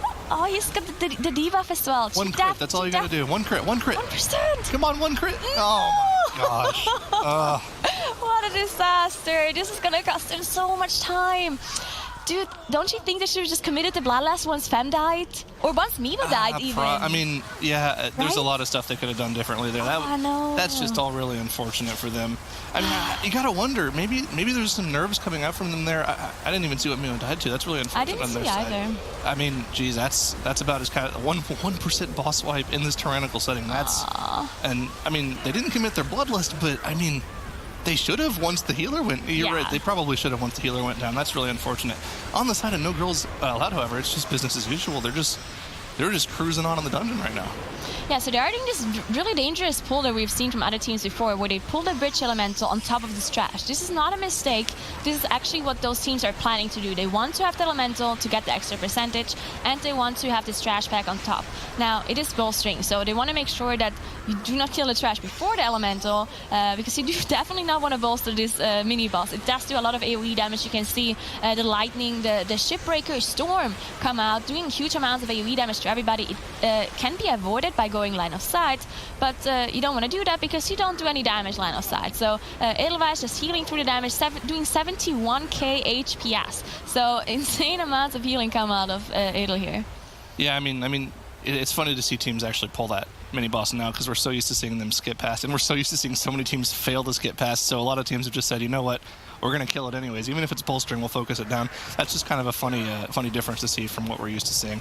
They're going to end up doing a lot of trash before this boss here. They're going to do a lot of individual trash pulls because they have to make sure that they don't bolster mobs up too much. Specifically, what we're going to be looking at is if they're going to be doing that massive 20 Tidesage Initiate pull, which can go horribly wrong if you're not actually focusing on doing purely like passive AoE cleave, no single target whatsoever, just to make sure the bolstering doesn't get out of hand. We saw Method EU do a very good job of it earlier, and even then they still had a couple of mobs that were a little higher than the others, but they were able to focus them down even more. So we're just gonna have to keep an eye on whether or not No Girls Allowed is really gonna be able to extend their lead here by pulling off these bolstering pulls well. Yeah, and again, they don't have any battle rests, so if something goes wrong, it's gonna cause some trouble. The next battle rest is gonna come up soon. They just need to be careful with this very initiate pull. You can see they're waiting right here. No one is doing any damage. They're waiting until every single initiate is stacked up. Then we can see them start doing AoE damage. And they try to kill them as evenly as possible. Of course, it's difficult to kill them all at the very exact same time. So that's why you see some of those mobs, some of the initiates being bolstered. But it seemed to be somewhat even, so they should be able to finish them off. Hopefully no one gets aggro, And oh wow, we even saw the stun being saved for the very last second here from Undead. I really like that, to save it for the very last second, just to be sure that they don't turn around and just melee hit them and one-shot them. I think that was even better than Method you did. That was Yeah, that was super clean. well That done. was very well done by them. I wonder if this is really interesting right now, because we're not seeing them instantly go over to that spot that we saw Method EU use, and that was kind of what we saw from the eastern region. We saw both, I believe, Buff Warner Rogue and Team D using that spot on the rock on the side to not have to worry about tornadoes. We're not seeing that at all from No Girls Allowed. Maybe they just either don't know of this strat or they haven't practiced it, or they don't think that they want to use it. That's really interesting to see them not use that at all, because not having to worry about the tornadoes changes all the positioning of this fight. You can interrupt every single slicing blast. You don't have to worry about letting them through, because you don't have to worry about the positional requirements on this fight. You can just tank the boss in the exact same position. So interesting to see them not use that strategy. Yeah, definitely. I don't think they probably just, maybe they just don't know or haven't seen it. That's definitely possible, because I don't see a downside from it. I mean, there might be some problems with the boss resetting, because the boss does reset as soon as you drag him out of the circle of this boss area, right?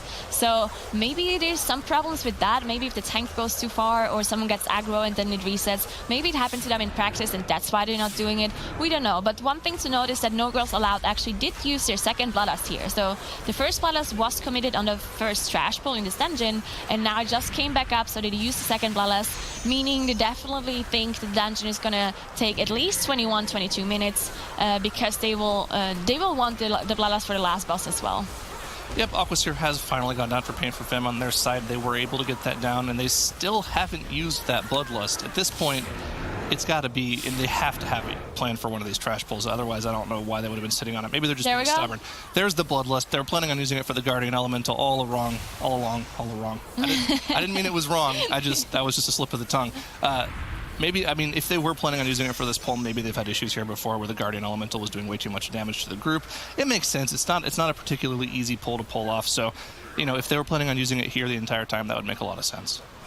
Yeah, so one thing to note about No Girls Allowed here, that was interesting. So we actually saw Trell move out of the platform. Again, this boss does reset as soon as he steps out of this platform. And we saw Trell jumping down and leaping back up, doing something. I wasn't watching the whole thing unfold, but I saw them aggroing those apprentices, those trash mobs. So that was pretty risky, because I assume someone else taunted the boss for a little while, because if Trell does have aggro and just moves away, you do not want to reset this boss at this stage of the boss HP, because they're already down with Gale Color Fae and only 40% left for Brother Ironhall. So definitely don't want to risk that. And this bolstering, so they don't want to finish off the apprentices before the boss, but they could cleave them down. I'm not completely sure what they plan on doing with the apprentices here. Maybe they just want to completely avoid them. Never mind. Now they're engaging them, so they were just waiting for Brother Ironhall to be a little bit lower, to be approximately the same HP as those apprentices have, to be able to just cleave them down evenly.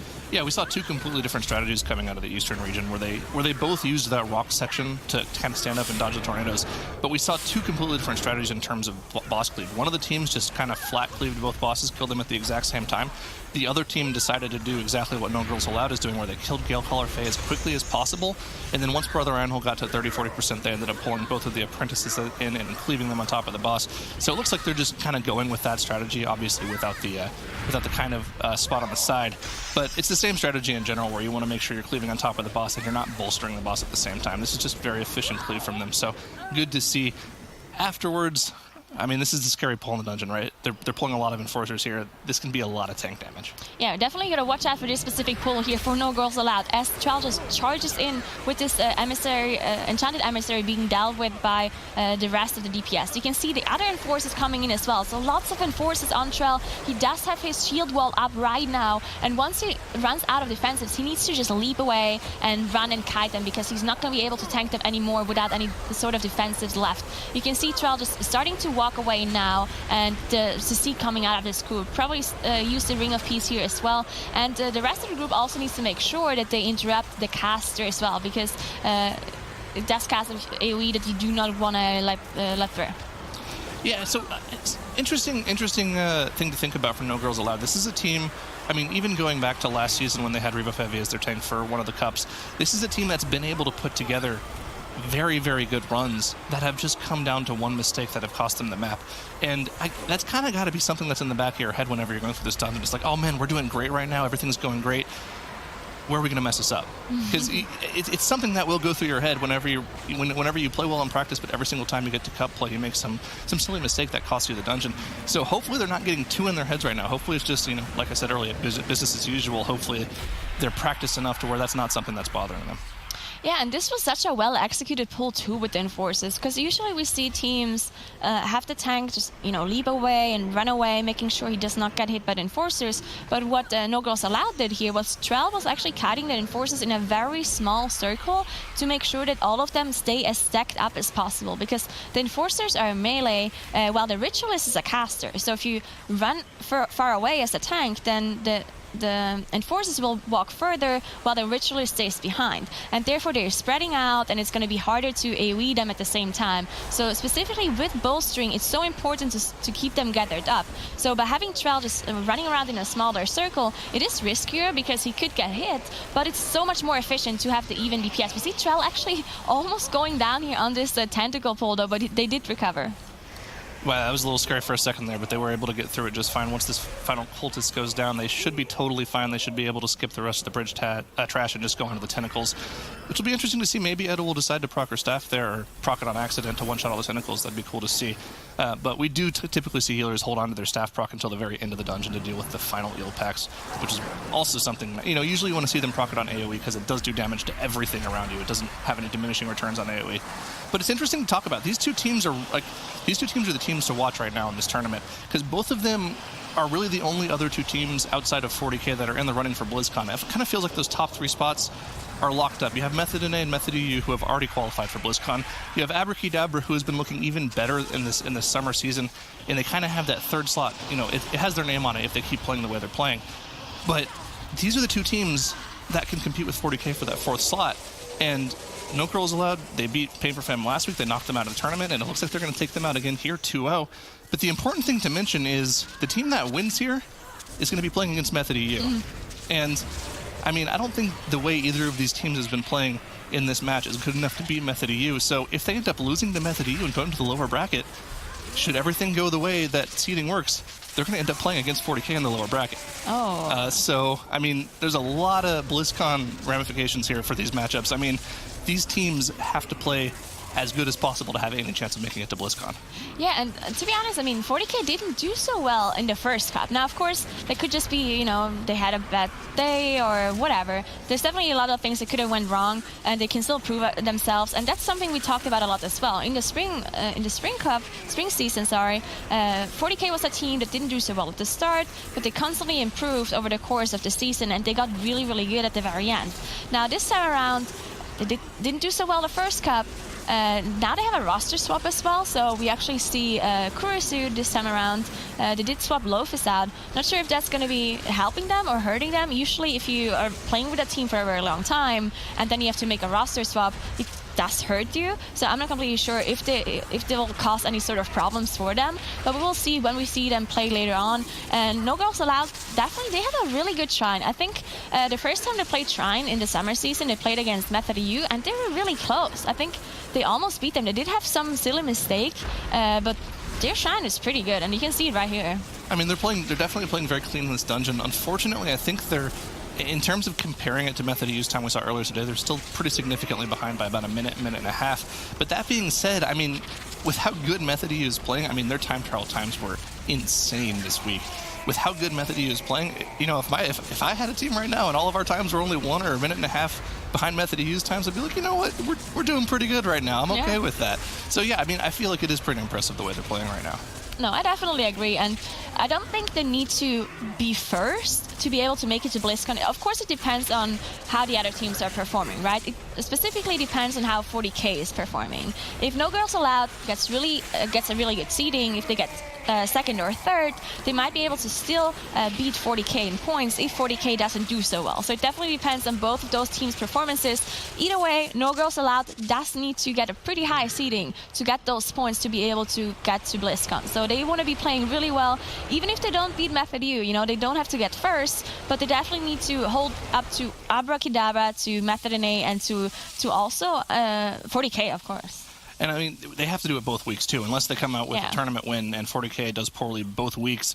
No Girls Allowed or Pain for Femme, they both have to come up with very high. We're talking top 3 performances in order to make it to BlizzCon, with 40K getting last place in both tournaments. Like, they're very far behind in points right now, so they have to play great this tournament. Like, this is where they have to make it happen. So seeing them play like this, playing clean in this dungeon, this is what they need to keep doing. The first dungeon, you got to put that in the past for both teams. That was not a great showing for either of them with the boss resets, with the trash wipes.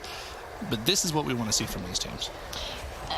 Well, No Girls Allowed. No Girls Allowed, right? Pain for Femme definitely just still struggling in this dungeon as well. They're not struggling as much as they did in the Underrot, because in the Underrot they just had mistake after mistake. They did execute this very difficult pull with the Bloodlust in Underrot, but then they just had mistake over mistake. And same thing happening here in Shrine. We see one of the skips not working out again. You see Dilemma dying, having to use this Mass Rest, 9 deaths overall.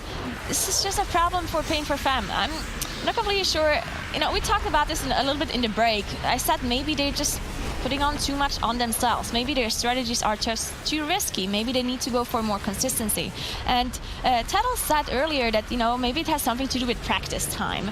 Now, you probably know, when you practice for the MDI, as an MDI team, you want to make sure that you make really good use of your time, because there's only 48 hours that you have to even practice for all of those different cup dungeons that you outside of the time trials, of course, because you know those earlier. But 48 hours is really not a lot, so you want to make sure that you have a plan when you go into practice. You can't just try this one huge pull and ignore the rest of the dungeon. You need to make sure that everything is done properly. So the more efficient you are with your practice, the better you're going to do in this cup, and maybe that's a problem that Pain for Femme has. Maybe they're just focusing too much on those really huge pulls, making sure they're executed well, like this one in Underrot, and maybe they don't spend enough time for the rest of the pulls that seem easier, but if you don't practice them enough, then so many things can go wrong.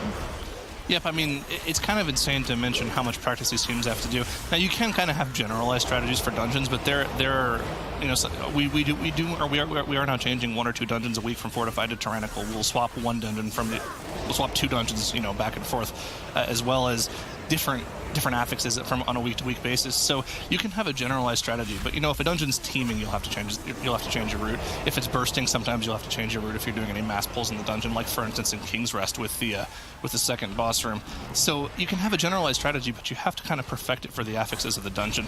So there's just a lot of pre-work that goes into this, and then on top of that you have that 48 hours where you really have to put a lot of practice in. No Girls Allowed has finally entered their second boss phase here. They have their Bloodlust popped, but the boss is at 82%, and I mean, Method EU wasn't able to push it from 74%, so I really doubt they're going to get the 1 phase in here, even with the massive healer buff that they have on this fight. Of course, you can see that buff on the side of Edelweiss there, that 9-stack buff. That means she has 90% reduced HP, but is doing 180% increased damage and healing as well, so that's why the healer is able to pop off and do a lot of single target damage here. Yeah, you also see that Edelweiss did proc her staff as well, so the staff doing a lot of damage as well. Now you can see the energy bar on Volsith. Once it reaches 100%, then it will cast the ability that will put them into the intermission phase. And you can see the boss just below 30%, so they definitely do not have enough damage here. Method EU managed to get the boss to 10%, but that's still pretty far off on a tyrannical setting, right? So it just seems like the teams will not be able to one-phase this boss or to only get 1 intermission unless they really change their setup around specifically for this boss. But then that means you probably also have to you're going to slow down the rest of the dungeon just to get more single target damage on this last boss, which is probably not going to be worth it in the long run either. So just most of the teams probably just going to accept that they're not going to be able to one-phase this. Pain for Femme on the other side of your screen, they did manage to reach Lord Stormsong, not have any battle rests ready. They have 10 deaths on their board, so they just, what do they have to do to come back into this tournament, right? Because they're going to be in the lower bracket now, so they still have a chance to get a high seeding, but as you said before, they don't have a lot of time to be able to qualify for BlizzCon. They need to get those points, right? So they just need to get back into the game. They need to maybe shake off some of those nerves. I'm not sure what exactly is happening to them, but right now they're just not performing up to what they have to if they want to qualify. I mean, as somebody who's been in the lower bracket before, they got a lot of work cut out for them here, but it is possible to come back even all the way to the grand finals with a lower bracket performance. So they can't keep their head out of the game yet. They do have another chance in the lower bracket, but No Girls Allowed is going to be dealing with the final eel pack here, which will put them at 100% trash. And I mean, once again, not necessarily the cleanest 2-0 victory, but slow and steady once again sometimes does win the race. No. As we're getting ourselves ready to go here in the Motherlode. Really ecstatic to see that Twitch chat managed to add up to 100% this time. Probably the most exciting thing here. Method and A, and actually, I was about to say both teams stealthing right off the bat. Shakib having a little oopsie daisy on the side early on. So early death coming in from him. Not sure if that was on purpose. I would assume that was not on purpose. Depleto squad doing a more untraditional route, I would say, Nagura already, as they pull a lot of the trash at the very front of the dungeon. Bit of a new team coming in here, so we'll see exactly what they do. But Shakib in a bit of trouble right now. He has to release and death run over, hopefully within the 100-yard range of the mass res that JB will be able to pull off. So rocky start here already for Method and A. More like Shakib drunk, am I right? Whoa! As Depleto squad already onto their next pull, you can see they also held onto their Bloodlust, which is something we don't usually see in Motherlode. Most of the time, teams just do a huge pull from the get-go, commit their Bloodlust, and then they'll just do 10 minutes of trash until they get it back up for the first boss. So Depleto squad probably, doing a different or a bigger pull later on where they save their Bloodlust for. One thing to notice about that Shaya, their DK, usually plays Demon Hunter. He's a pretty big Demon Hunter main on live servers. He also played it a lot in the spring season, but this time around, not pulling out that Havoc. I don't believe we even saw a Havoc at all in the summer season, so that's something we might see from Shai in the future. Yeah, no, we certainly haven't. The problem is the teams are just so concentrated around physical damage that even the 5% magic debuff is just not worth with the amount of crowd control and utility that the Rogues and Windwalkers already bring. Granted, there's some good crowd control that Demon Hunter does bring too, but that's a fantasy world that we don't live in, as Method and A is halfway through their Bloodlust here. Pretty substantial vote. Managed to recover a bit from their little oopsie daisy early on with Shakib. He has managed to get back in the group on his Windwalker, on his Unholy DK here. Bit of a trouble here though from Depleto squad right now. We've already had Naladra pop cheat death right now. JB has gone down as well, had to release, immediately gets back in the fray of things though, pops stealth and just dashes in kitty form right back over to the group as the rest of the team tries to stay alive. Depleto squad already at 15% trash on the board. Bit shaky for a second there. We had some defensives pop out. We already had a cheat death proc, but no deaths for them as a bunch of Peacekeepers rain on their parade. Yeah, those are some very difficult pulls.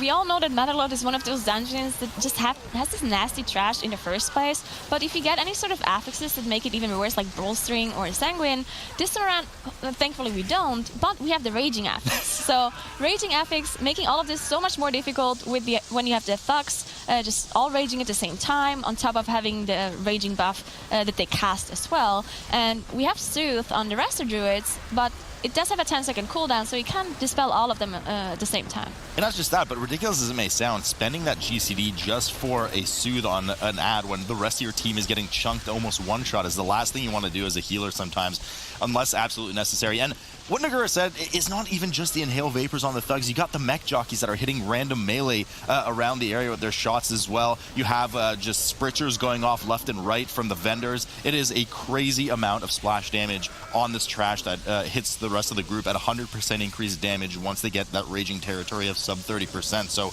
and then just to make it all worse, you have Grievous taking everybody down as well. So a lot of damage here on Method and A right now as we get the Tranquility out of JB. Too little, too late as Shakib goes down for the third time this dungeon. They do commit the battle res this time. They won't have that available again for about 6 minutes or so. So a lot of struggles here for Method and A early on. Depleto squad still having a flawless run as far as deaths are concerned, sitting at 0 at the board and 23% trash. Yeah, we just saw one of the assassins actually not getting interrupted on the poison. So once the poison does go through, it will have a buff on the mob, on the assassin, and any sort of melee attack and the Fan of Knives that it gets casted as well will apply the poison debuff to everybody. So we saw the poison go through, and we also saw the Fan of Knives not being interrupted. Maybe it has something to do with their lineup, as they don't have the 2 rogues. 2 rogues definitely allow a lot more control, not because they have more interrupts, but because they have more single target stuns. So you can stun almost all of those mobs except the Peacekeepers, and then if you don't have an interrupt ready, you can just use a stun instead to be able to interrupt one of those spritzers or one of the deadly poisons. So Method and A having a little bit less control compared to the double rogue composition from Deplete squad. Yeah, no, certainly. I mean, there's a fair bit of crowd control you could still get to interrupt those. I mean, even Shakib, he could have spected to asphyxiate. He could have his grip on a 25-second cooldown, if I'm not mistaken, for Unholy. You know, Lighty has Paralyze, has Bumps, but certainly not as much as a Rogue. And I mean, I do think it's a bit of lapse in play here for the team. There weren't that many mobs there, so just a bit of struggle here early on for Method NA. They seem to be recovering decently, though, as they actually surpassed Depleto Squad in Trash after Depleto Squad just had their first death here on Gigabob, who has now released an opts to run back rather than using the battle reds, which they do have available from Chaya as well on that Unholy DK. So 42% trash here for 44, excuse me, now for Depleto, whilst Method NA sits at 45%, but they do have the extra 3 deaths. So already Method NA are on the back foot, needing to basically overcome this dungeon by at least 15 seconds over Depleto Squad in order to win from this point on. Yeah, Gigabob unfortunately did get one-shot by one of those thugs with the charge. I believe it was just either raging plus the effect of the cast as well, so just double raging on the mob, straight up one-shot, very unfortunate. Maybe didn't have any suit abilities ready, or maybe dispelled another mob as there were multiple of them up. As Gigabob ran back, they actually did he did get in combat with one of the Void emissaries, but he did have Shadow Melt available, so he was able to just de-aggro that one as they're back into the next pool. He was able to avoid it, is what you're saying, Nagura? That is exactly what I'm saying. Bit of an almost unfortunate circumstance there for Chaya, who actually got charged by one of the Inhaled Vapor thugs that stunned him. It actually did it right now on the screen as well, but he got stunned in one of the swirlies from the mobs. Actually almost one-shot him, taking him down to about 25%. Nary is taking a bit of damage as well. Doesn't have cheat death available. In fact, none of these rogues have cheat death available. And every time we mention this, we give them the caster curse that one of the rogues ends up dying, because we always mention they don't have the cheat death available. So hopefully that doesn't happen for the Depleto Squad there. Yoda indeed does have his cheat death available on the side of Method NA, which is looking quite solid right now, starting to get back on their feet. Still with the 4 deaths though, but they're sitting at 50% trash. Depleto Squad really not letting up. Really impressed to see the Depleto Squad actually. They're performing quite well. They're keeping toe-to-toe with Method NA right now, who we know is just kind of a veteran here at the MDI. You know, it's their first time out of the gates, Depleto Squad, and they've only had 1 death on the board. This is a pretty dangerous pull coming in right now though, as Rad moves out of all of the AoE from these Peacekeepers, which do start to enrage now. I've not seen a single Soothe come up for these enraged Peacekeepers, and Rad has seen this as well, and he says, nope, I'm getting right out of here. Heroic leaps out of the group, which unfortunately is going to leave the rest of the group quite vulnerable with a lot of the shots and AoEs coming down, so they have to be careful here with all the raging going out. Yeah, they're doing really well, as you can see. I mean, maybe I reverse caster curse them, as I said before the game. Caster that we bless? Caster bless. As I said, we shouldn't expect too much from them because they're completely new, right? And now they're just doing really well. So caster blast coming out from me before the game even started. As Method NA, they're struggling, right? They don't have their battle rest. They don't have any battle rests ready. They have 4 deaths on the board, and they're behind in percentage compared to the Depleto Squad. So they need to go a little bit faster from here on out if they want to beat the Depleto Squad, as they seem to be very clean so far. Yeah, you know, interesting. Actually, not really that interesting to see from both teams that they're doing, you know, kind of that typical strategy of getting around 80% trash done before the coin-operated crowd pummeler, the first boss of the dungeon. We did see last week, I believe, from No Girls Allowed, a kind of attempt at doing a different strategy, doing some of the trash in the R&D wing and some of the 4th boss's trash, and we were very quickly reminded as to why teams don't do that trash. So it seems that they'll be sticking to their guns here and just doing the 80% and likely high 90s% before Azarok, the second boss, as Depleto Squad does another fairly substantial pull here right outside of a coin-operated crowd pummeler's room. Looks like Method NA is working on the same pull. Oh, no, they're not. They're just a bit on the side here. So both teams really kind of just waiting for their Bloodlust to come up. But Nagura, we are in a fortified setting, and I doubt that they're going to commit their Bloodlust to the boss, coin-operated crowd pummeler, especially with the damage increase on that boss. We do know how nasty the pull after the first boss can be, and some teams, for some reason, combine it with that Void Emissary as well. So I wouldn't be shocked to see one, maybe even both of these teams commit that Bloodlust there. Yeah, I really hope that neither of those teams just do the Void Emissary pull that we just kept talking about. It wiped so many teams the last time around. I'm not even completely sure if we will see a Void Emissary there, as it is arcane heavy this time around. So we'll see what happens for those teams later on. We did see something very interesting that some of the EU teams, I believe, pulled off the last time around, that they just have the rogues go into this pack with the Void Emissary, and as it does not social aggro, they just pulled all the mobs, they tricked it on top of the tank while they were fighting the first boss, and then they shut them out, or they vanished off the aggro from the Void Emissary, and then they just avoided it afterwards. So I think that was a very smart play. We'll see what the Depleto Squad does here, as they did engage the boss. They do not have their Boralus ready, so I'm not sure what they're saving it afterwards, but they decided to just pull the boss here. Boss indeed down to 68% here for Depleto squad right now, pulling it out of those coin piles, making sure that the boss does not grab its magnet and get a 10% increasing stacking permanent buff for the rest of the fight. Want to get away from those coins as quickly as possible. Fronto coming in, team does well to move around as they kick the foot bombs into the boss, quite athletically might I add, as they click those keyboards. Shia down to 36% says nope and pops Death Pact, wanting to make sure to not have any risk and any stress for Gigabob that is struggling just a bit to heal through the grievous stacks here, making sure that everybody gets healthily above 90% so we can get rid of that really nasty grievous damage over time effect. Should keep chunking a bit here on the side of Method and A, who now is on the boss as well, down to 60%. They're about 6% trash ahead of Depleto squad, however they're slightly behind on the boss, so this is looking fairly equivalent in terms of raw progression through the dungeon, but we'll keep coming back to the same theme with how neck and neck the teams are right now. 3 extra deaths for Method and A is going to be a big thing to overcome. I really like what Method and A did here. This is something we've seen way back in the spring season, I believe in the very first or second cup, where Method EU was playing DK in Motherlode, and they were pulling a lot of those neutral mobs on the side on top of the crowd pummeler, just so the DK gets more faster might stacks. The more mobs there are around, the more strength you get, and the more single target damage you do, of course, because of the strength buff. So that's something that Method and A just pulled off. Did pull all of those neutral mobs on top. That's why Shakib is doing so much damage, as you can see on the damage meters there in the top left corner. Depleted squad, they're done now, so let's see what they pull off here with this trash. Yeah, looks like straight into action. Rad Heroic leaps in. Looks like just a shy 2. Now make that 3 packs. There are those Earth Shapers in there. Those are particularly dangerous as they not only have the Earth Shield, not the biggest deal in the world for an interrupt, but you want to make sure those Rock Lances get interrupted. Those absolutely decimate tanks.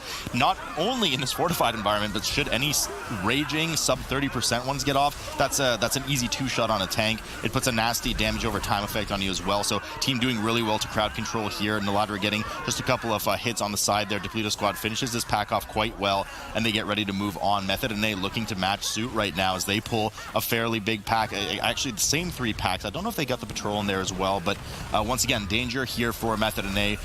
Tranquility's already been popped here from JB, so perhaps a bit early on as the groups start enraging now. Lady getting chunked quite low. We'll have to keep an eye on it, but Nerf Tank and frankly anybody in the group can get quite split-second damage any second. And we see the Depleto squad struggling a little bit here. The Prod Warrior almost going down. They did manage to recover now, so they only have to finish up a bunch of those Earth Shapers. The Earth Shapers, of course, need to be interrupted quite a lot. Not only do they cast an Earthen Shield, which is not nice if it goes through, just because it costs you a little bit of a time efficiency. And then on top of that, you also have the Rock Lances, which do an insane amount of damage, so those need to be prioritized. You want to make sure you interrupt all of them so your tank does not go down. Method and A catching up now. They did manage to clear this trash a lot faster than the Depleto squad did. They're already on to the next boss, 94% trash. You see, they might just pull some trash on top of Astrok at the very end to be able to get the last 6%. That's something we've seen Method and A do a lot. And now they did use their Bloodlust here for Astrok.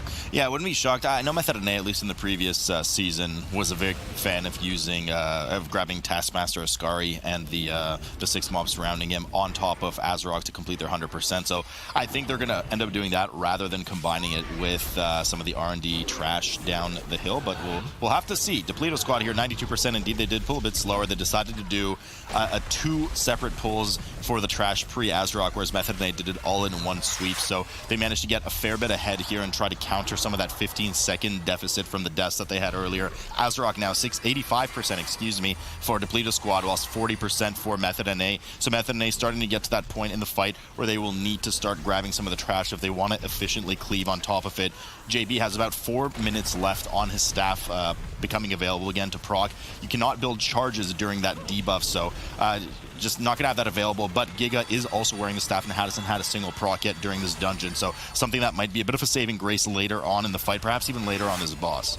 Yeah, so Depleto squad not actually committing their Bloodlust here compared to Method and A using it. So maybe Depleto squad wants to save it for the very last boss. Maybe Method and A thinks they're gonna get another one, but I very highly doubt it, as there's only 2 bosses left. I don't think they're gonna need 10 more minutes, especially not on a 45 setting, so I do believe Method and A just thinks that it's more efficient on this boss rather than the last boss. Depleto squad disagrees as they hold on to their Bloodlust. Now, Method and A did not do this pull that we've been talking about with pulling the trash on top. They rather just moved on, so we'll see where they get this last 6%. But what they did pull was is a mine into Yoda's face, who unfortunately proc cheat death on the way down. Silly squander there of a 6-minute cooldown. So there looks like they're actually just rushing through the trash. You know what they might do, Nagur? We've actually seen some teams do is they pull one of the mechanized robots on top of Rix of Fluxflame along with the mechanic nearby, and that might be the remaining 6% that they need. We could see it just that 2-pack or at least 3-pack in the distance there that JV's looking at right now from our observers on Method and A side.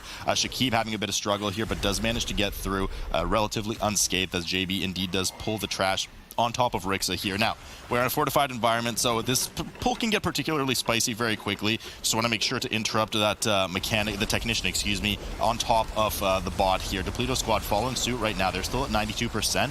I think they might do an R&D pull. They are 2% or were 2% behind trash for a Method and A, but looks like they're actually just going through and doing their skip. Maybe they choose to pull even more trash on top of Rix of Fluxflame here, but yeah, definitely 8% is quite a lot that they're still missing. They do their skip as well here, their Shadow Melt skip, but they're pretty far behind. Now, there's a 3 death difference, but it's only 15 seconds, and Method and A is definitely further ahead than 15 seconds. So the Depleto squad needs to catch up quite a bit. One more thing is that they do have their Bloodlust ready. So, okay, they're actually using the Bloodlust here. So interesting to see that they used the Bloodlust with the War Machines and the trash being pulled on top. Seems like it's pretty efficient.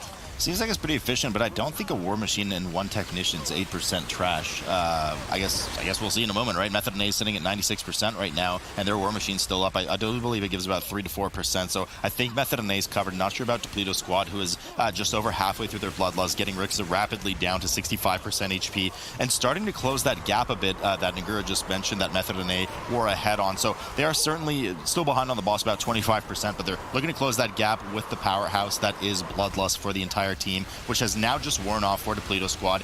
Half done with the War Machine on top of the group. Not too dangerous. It does pummel the tank fairly hard for substantial magic damage, which on top of it, Rixa does magic damage as well, whereas not the best tank equipped to deal with that, especially if it's not reflectable and you only have a 25-second cooldown on that, as we can see Rad getting chunked here. But as long as they get nice attention coming in from the healer and just rotate IP, ignore pain quite frequently, they should be good to go. War Machine's about to fall here in just a moment, and Method and A did indeed hit that 100% trash as Rix is about to die. Yeah, this might actually be closer than we thought it is, as both of those teams are about to finish up Rix of Fluxflame.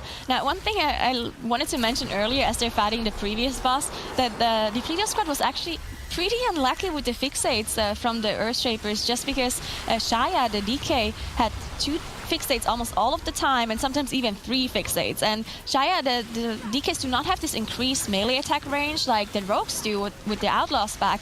So Shaya actually needed to kite the mobs quite a bit, sometimes not being able to melee attack, so they were losing quite a bit of damage because of those fixates here. But the Depleto squad on 98%, as you mentioned, not actually enough %, so they need to pick up something else on their way to the last boss. On their way to the last boss, or maybe combine it with the last boss, or they might hit some mines, but the problem is if they don't combine it on top of the last boss, it will be an efficiency loss, because they're going to have to stop to do something else instead of directly going to the boss, just like Method and A did, who's now started on Mogul Razdang, final boss of the dungeon. 83% left on him as they try to get to that transition phase at around 50-ish. Now I say 50-ish, of course, because if the boss is caught in one of the casts here, such as the Gatling gun that we just saw, he'll actually not stop it. He'll finish the cast, so you can get the boss well below 50% before actually transitioning. Now, in the early days of BFA, you could actually kill the boss entirely if you burst him down quickly enough. That just does not really exist these days anymore. So Method and A definitely will have to deal with this transition phase, no matter how much damage they might have, sub 50%. Depleto squad is all the way up on the platform as well as they wait for their skip to complete, and they're now at 99% trash, so it does look like they're picking off some of the mines in the lower area, but just a lot of time that they need to wait just for this to happen. Yeah, this I'm not completely sure if this is going to be worth it for them. It's cost them quite a bit of time to do the skip here and get this last few trash percentages as well. It seemed pretty smart though, because somehow they did manage to pull one of those mobs alone without social aggroing anything else, or maybe even they probably shadow melted it off, something like that. They might have just stepped some of the mobs, pulled one, and shadow melted off the aggro from the rest of them. So seems like a smart pull to do. I'm not sure if worth, because the setup time does of course cost you as well. So we'll see later on. On the other hand, Method and A, they're already in their intermission phase, so they're definitely about to be faster unless something does go wrong for them. Again, the 15 seconds difference is not going to make up for this. There's no more Bloodlust difference as well either, because they did use it on Rixa. So unless Method and A does have any sort of deaths here, it seems like they're going to be faster. Yeah, this pathing and strategy was just legit inferior for Depleto's squad compared to Method and A directly going to Vogel Razdunk, and it frankly might cost them the match. It certainly cost them the advantage they had with the 3-death difference from Method and A off the bat, but it was so much slower that, I mean, it's just going to throw the match unless Method and A somehow has a bit of a disaster here at the end. But this boss is pretty much in the bags for Method and A right now as it hits 20%. Will be falling here in just a moment. They've already gotten through the difficult part of the encounter with that transition right now. Mogul Razdunk only now about to hit transition for Depleto squad. Pretty impressed by the Depleto squad still, though. I mean, this is way closer than I thought it would be. I thought it was just going to be Method and A, just, you know, charging through, just winning easily. But the Depleto squad coming in here and first play at all in this cup, and they're showing off. Like, they're doing a really good job here. I mean, they're gonna have to show off a bit more with, yeah, with that next. I'm already drooling at the mouth with the next map coming up between these two teams, Jack. But don't tell me you're not excited. Oh, I'm incredibly excited into that bonus magic damage. But regardless, let's take it away in Waycrest Manor. Let's get into this one. I'm ready. I mean, you know, we were already kind of boasting about the affixes earlier, which are already so nasty with bursting, necrotic, and fortified, but just complete weird. What is that purple row color? It's been so long since we've seen it. I mean, we saw it on the Vengeance earlier, but Shaya not shying away at all from damage right now, pumping into this first mob. Both of them right now heavy on this Void Emissary right away on the stairs as they all head up to the top left. Now, of course, we do know top left is consistently open in Waycrest Manor, as always, in order to keep everything equal between the teams. Mass Stealth coming up here for Method and A as they head over to the Triad right now. Depleto squad following suit as well. Yeah, one more thing to note is that Rad on the Depleto squad side is not actually playing Night Elf. He's playing Dwarf. Probably something we missed on this screen when we saw everyone just playing Demon Hunter and Mistweaver and all those different colors all of a sudden. But yeah, Dwarf and not Night Elf, so no Shadow Weld available for the tank of the Depleto squad, meaning that whenever they do have some sort of skip, they need to rest their tank. Well, Nerf on the other side is playing that Night Elf, but Nerf does not have the ratio to get rid of the necrotic stacks. That's the reason why they play the Dwarf on the Depleto squad side. Now, both of those teams actually go straight to the boss after finishing this first pack and use their Bloodlust as well. Interesting to see that Shakib's actually holding on to his, as I said, that his meta goes off. He was holding on to his meta, but they actually combine it with some trash. Shaya pulled it off right away as soon as they pulled the boss. Nerf having a bit of struggle here with the necrotic stacks, though, already reaching 22.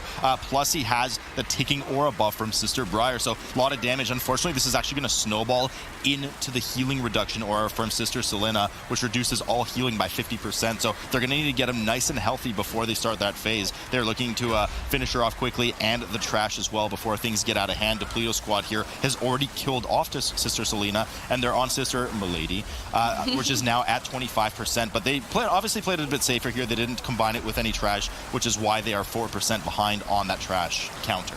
Okay, so the graphic actually lied to me earlier, and Nev is playing Dwarf as well. You just saw him use the Dwarf racial as he had so many necrotic stacks. So both of the tanks actually playing Dwarf just to have the availability to this racial to get rid of the necrotic in case something stacks really high. So both having the safety net, not going to be able to shadow melt off any sort of aggro, but we will see what they do later on. And you know what? I was thinking about the Demon Hunter a little bit and why they're really running this, and it might be because of the offensive dispel that they have, which is going to be useful later on when we see all of those soul fetishes come out. Maybe that's the reason why, and also, you know, maybe AoE stun as well in the darkness, as we can see. Yeah, Consume Magic is not bad. It's a 10-second defensive dispel cooldown, but I mean, I don't know, like to replace it for a rogue who could just help CC those interrupts from ever going off in the first place. I think that's just one of the side benefits. I think in the case of Shaya here, it's likely a comfort pick. We do know he likes to play Demon Hunter on live. I'm not sure on Shakib's story. Nerf unfortunately going down. On purpose, though. Yeah. Yes, exactly. It was planned, as he is not playing Night Elf. He can't Shadow Meld around the corner, so he just has to eat that death to the face. Depleto squad chewing through their trash right now as well, as they're about to hit about 13% here, 12%, as that final guard goes down just slightly above Method and A, who's gone around the corner.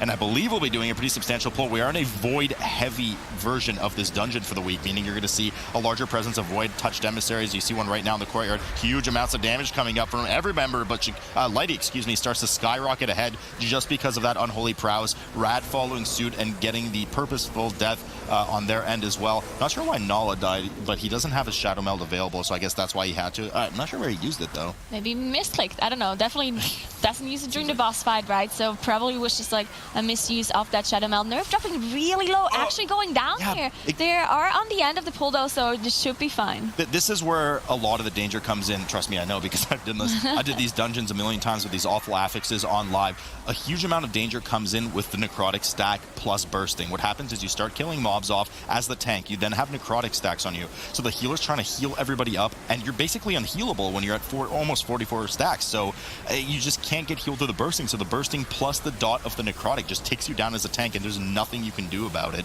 So you have to be very wary and kite early to drop that before bursting. And it seemed to have caught Nerf off guard there, and he ate a death for it. But they didn't have to use their battle res, fortunately for them, as Depleto squad tries to chew through some more of this trash behind the fountain here. I believe their lineup, did they kill the Void Emissary or not? I don't see it pulsing, so... Oh, no, it's still pulsing, yeah. So they're actually opting to kill the trash before they move on to the Void Emissary. A bit safer version of Method and A's strat here. And yeah, you also want to look out for the darkness cooldown. Now, the darkness is going to be a huge defensive city that you want to make use of with bursting. It's so good for bursting because you just finish off the trash, you stack it up, you can do those huge pulls, even go up to really high bursting stacks, and then you pop the darkness, make sure everyone stands in it, and then it's going to be so much easier for them to heal it away. But the Depleto squad is struggling as the tank goes down, Shia goes down. Everyone has so many bursting stacks that do not have the darkness available to them, and the Void Emissary is still AoEing there in the back.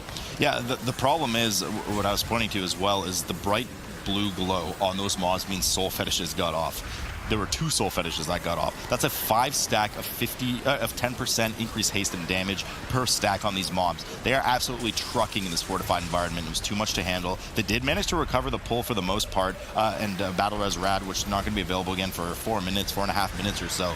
But that was dangerous, and I mean, now they're just in a situation where they have 2 extra deaths on the board versus Method and A, who's already working on Soulbound Goliath, combined with some trash.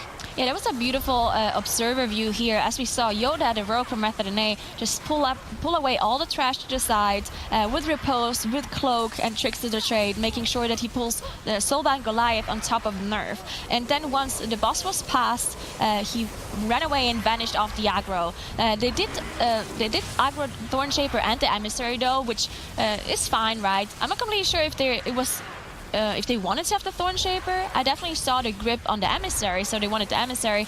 Not sure if the Thornshaper was intended or not, but they did manage to kill it, so no problem here. One more thing to note about the Mistweaver here is that the spear that comes out from Soulbound Goliath is not actually dodgeable for a Mistweaver, because Resolute, they can shapeshift in and out of bear form or cat form or whichever form, and they're going to be immune to the thorns, while Mistweaver does not have something like that. So they definitely want to make sure that they don't drag Soulbound Goliath into a fire right after a Thorns or right before, because if the healer is in Thorns, he can't heal, and then the fire might just wipe the whole group. Yeah, the Depleto squad moving a fair bit kind of slower through everything here. They're pulling some of the trash. They have crowd controlled the Emissary of the Tides on the side. You can see the roots there. Giga just making sure every 8 seconds to keep that Emissary rooted so that they can have good interrupts on the Thornshaper and not have another boo-boo moment with the Soul Fetish going out from these Thornshapers. But, you know, they're kind of chewing through everything slower. I'm curious to see if they're also going to just pull Making Brindle to the side and kind of deal with the Goliath by itself. Speaking of Goliath, 13% left on for Method NA on this boss right now as they cleave it down with the Thornshapers and the Thornguard as well. Soul Fetish does go off on one of the middle Thornshapers, making sure to interrupt the effigy reconstruction, else the Thornguard will pretty much get healed to full there, but no problem for them. They actually perfectly cleave everything down there at the end, and they get ready to go in Raw's Hall here. Yeah, they do have the darkness available on Shakib's side, so maybe they are planning to do a pretty big pull and just use the darkness to be able to survive the bursting stacks. We'll see what we have here, as they also have Void Emissary in the corner. Void Emissaries, they just sometimes are really annoying, and you have to deal with them. You can't just avoid all of them, so that's why we see them just dealing with it here, making sure they just burst it down without getting too many of the AoEs off. You see Nerf not being able to tank anymore because of those necrotic stacks, and perfect usage of the Ring of Peace from JB. So very well used here to be able to get the Ring of Peace in the corner, making sure that none of the ads reach Nerf so he can reset the necrotic. Yeah, and that Void ad particularly, most of the Void ads usually have some kind of line of sight component next to them. There are some really mean ones that don't, and you kind of have to either avoid them entirely or just kill them or be killed before your third take goes off, or 2 takes for some more undergeared members. But Method and A having no problem there with line of sighting that one as needed, and Nerf perfectly resetting those necrotic stacks and finishing off the trash here. Depleto squad has indeed started on Soulbound Goliath, and it's actually combined it with Matron Brindle, as we can see on the right side here, 83% left on that boss. A lot of damage coming in for Raz right now, who decides it's time for a necrotic reset, and Heroic leaps away from the boss, which fortunately for them moves rather slowly, so he's able to just kind of outrange the boss. No taunt gimmicks needed between them, but they did lose a bit of damage as the boss separated from Matron Brindle, which the rest of the team was just DPSing down, and then they came back to Soulbound Goliath. Nice cleave pull here for Method and A right now, dealing with the rest of these bursting stacks. Oh, Nerf just manages to get healed. That take would have killed him. Yep. So he just gets that last take healed from JB as they prepare to move down the rest of the hall in a moment. Yeah, so one more thing to note about Waycrest Manor is that those maggots and all of those smaller mobs actually used to apply on-death affixes. So they used to apply bursting in the past, but they changed it. So now the maggots do not apply bursting anymore, thankfully, because else these kind of pulls would be insanely difficult. They are already difficult, but on top of having all those fits, having the maggots apply bursting as well, it's just an insane amount of group damage. So thankfully they did change that, so they don't have to deal with that anymore. As Method and A actually moves on into this like hunter room where there's a bunch of marksmen that they have to deal with, they are pretty nasty if you don't get all the interrupts off, and that's something that Method and A wiped to in the past, so they definitely want to make sure they get all the interrupts out. The Serpent Stings, yes, they're quite disastrous if you catch them at the wrong, if you don't interrupt them, rather. Nerf here, 21 stacks of Necrotic decides to head down the hall and play it safe after the almost disastrous situation that they narrowly avoided in the courtyard where he died to 44 stacks of Necrotic with that bursting taking at the end, but he goes right back into the fold here. Serpent Sting does get, or Severing Serpent rather, does get interrupted there from the survival as Depleto squad here looking to try and finally finish off Soulbound Goliath. Not the biggest efficiency here from Depleto squad. I mean, it was nice that they cleaved down Matron Brindle with the boss, but they didn't really combine anything else on top of it, so they just slowly single targeted it down, have a couple of resets. Typical boss strategy on Soulbound Goliath, and only now ready to head over into the hall as we see a Rat get right in there, nice and dirty on top of the Void Touched Emissary. Big pull coming in here from Raw, but Nerf just barely gets saved by JB. Wow, that was unbelievable. But look at the damage meters. Look at Lighty just almost... Is he going to reach 1 million? No, I don't think so. I think he's already dropping off. He did manage to reach 900k DPS, though. Just insane pull coming out of Method and A as they pulled all of the trash on top of Rull, with also just committing their Bloodlust here. They did not pull... Or they're just avoiding the emissary there. You can see the chains of ice actually from the DK being so helpful. Nerf actually going down. They do have a battle rest, so they should get him back up immediately. They have the DK, right? So Rest Druid not available for the rest, but they have the DK instead. Yeah, they have the DK. I mean, that's scary. You have to commit, 30 runic power on the Unholy DK just to get that res up while the rest of the trash is running around mailing you in the face. But once again, luckily for them, they had only 2 or 3 trash mobs left alive, plus the boss. So as soon as Nerf got up, he was able to taunt Raw, have a heroic leap, reset that taunt, and grab one of the mobs, likely the Banquet Steward, that hits a bit harder than anything else in there, and just kind of stabilize the situation. So once again, almost a bit of a slip up there, just so many necrotic stacks on top of it. And Raw is not usually a boss that you're too worried about with any affix, but necrotic can actually get kind of nasty if you don't kill those little green ooey gooey rich and chewies quickly, because they can go in and they deal insignificant melee damage, but they do stack necrotic on the tank. So the last thing you want is getting out of hand with that. Now he doesn't have Stone Skin available either for his dwarf racial for another like 50 seconds or so, but they look like they were managed to stabilize here, 23%. Right now is Depleto squad. Rather dangerous pull here. Rads just runs away, but a lot of spit debuffs. Nala goes down for Depleto squad. They do have the battle res available. Gigabob wastes no time and gets him up as Rad safely line of sights around the corner and kites the mobs with an Ursul's Vortex down to support him from Gigabob. It's just, I just want to point out the defensive usage of Method and A here on this pull. As soon as Nerf went down, we just saw all of the damage dealers just immediately use their defensives. You saw Icebound 42 come out of Lighty, you saw the Blur, you saw Repose from Yoda, you saw the Cloak, Darkness going down. So just insanely well done by Method and A to recover this kind of pull, because as soon as a tank goes down, if you don't use any sort of defensives and it just turns around and swings, it might just straight up one-shot you. So very well done by Method and A to recover from this mistake. As they're finishing finished off the pull. They're on 78% trash, so I believe they still need to do something here in this area before they go down to the next boss, because I believe it needs to be a little bit more than 80% to be able to get enough. Yeah, but there is also a Void Emissary. Oh, Emissary is true. Yeah, so there's a Void Emissary down here in the corner. Most teams actually completely avoid it, and they don't feel like dealing with it. It kind of cuts off half the room, and you have to deal with Lord and Lady Waycrest only on one half of the room, but it's really not that big of a deal. The boss doesn't require high mobility outside of when she plays the organ pipe, and then you have to kind of, move around for the swirlies, but it seems like they don't care. They actually just pull everything right on top of the boss. Once again, danger will be present on the tank. He's already at 20 stacks of necrotic. He's going to have bursting on top of him, and this is a small room. Again, half the room's cut off because of that Void Emissary. So Nerf Tank is finally going to use that stone form, reset it here, and the rest of the team has to kill these before it gets out of hand. Yeah, we see not a problem at all, to be honest. I mean, this is the beauty of the DK, right? This makes those kind of pulls so much easier for Method and A. Just having this huge burst AoE at the start to be able to deal with the trash fast before just completely focusing on the boss. The Depleto squad, it really seems like they're doing very similar strategies, except in this courtyard area with Silva and Goliath. Outside of that, they were doing very similar things. Right now, you can also see them pull those survivalists, which we saw Method and A pull earlier. Now, the one thing though is that they can't really do this RAL pull. I very highly doubt it, just because they don't have the DK, so they don't have this huge burst. They also don't have their Bloodlust anymore, so I very highly doubt that they will pull everything on top of RAL. So everything just goes a little bit slower for the Depleto squad. Well, Method and A having a pretty clean run. Yeah, they do have 3 deaths, but they recovered really well from them. Didn't lose a lot of time at all from those deaths, and some of them were intended as well, just because Nerf is playing this dwarf, so they just had to rest him up when everyone else was shadow melting. Yeah, I mean, Depleto squad, you're right, is earning pretty much the exact same pulls almost mob for mob, but everything's slower. They're having to do 2 sets of pulls where Method and A did 1, etc. It's just slowly putting them further and further behind the dungeon. They're having the almost same level of spot deaths that Method and A did. They have 5 on the board versus Method and A's 2. Rad's playing a bit defensive here, starting to run off as these mobs are about to go down. Bursting starts to come up, and that means the necrotic bursting evil tank combo will occur, so you want to play it extra safe there. Method and A about to down Lord and Lady Waycrest here. In fact, the Lord Waycrest is already eating dirt on the floor. Lady Waycrest just at 0.5% once she joined the fight at 10%, so 5% left on the board for them.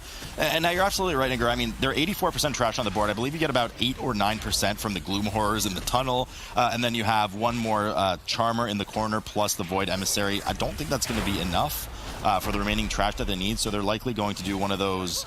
We'll kill Gorak Tool, the final boss of the dungeon, and then we'll head back upstairs. But Nerf just going down at the last second on the fight here as they actually pulled the Mark Sister on top of it. They do have a battle res available, but they're opting not to use it. They feel confident that they can kill this off because Nerf will be able to release in just a moment. There he is as soon as the boss dies. So yet again, I mean, just kind of close dance with disaster. Yeah, they also have the staff proc from JB here. They also Yoda procking the cheap death on top of having to use the repose, and the Blur coming out of a bunch of defensives committed here. So I'm not completely sure if they planned on pulling all of these trash mobs on top of the last boss, which is something we've seen in the past, where you just gather all the Gloom Horrors and just tank it on top of the last boss, but it doesn't seem like it. So Method and A maybe not having the defensives that they want to, and just playing it a little bit safer here, just pulling them all together. Probably a Ring of Peace coming out from JB here to avoid that horror jump as well. Yeah, Nerf popped his shield wall there and said, no problem, I can tank these 20 stacks of necrotic. And then his health dipped to 20% in a matter of half a second. Immediately popped his stone skin just to make sure he has a reset there as the final last bits of Gloom Horrors trickle in. They're slowed right now. Nerf plays nice and defensive there, makes sure to get out of the way. 20 stacks of necrotic in just a sec. They finish the last one off. Bursting's taking on him. We do know that as soon as you're out of combat, necrotic stacks were nerfed a while ago, and they immediately drop out of combat. They didn't used to before Season 2, I think. So you're able to heal through those bursting stacks at the very end there. Depleto squad still chewing through, still only 5 deaths on the board, but 40% on roll. They have certainly a long way to go, as 6% trash left for Method and A, and they start on Gorak Tool, so they are indeed doing a combination where they'll have to kill the boss off and then run upstairs to, I'm not really sure where, because they killed the survivalist, or at least both of the survivalists in that room, did they not? Yeah, they did. I'm not. I mean, I do believe there's some trash left in this very specific room, so I assume that's what they're gonna do.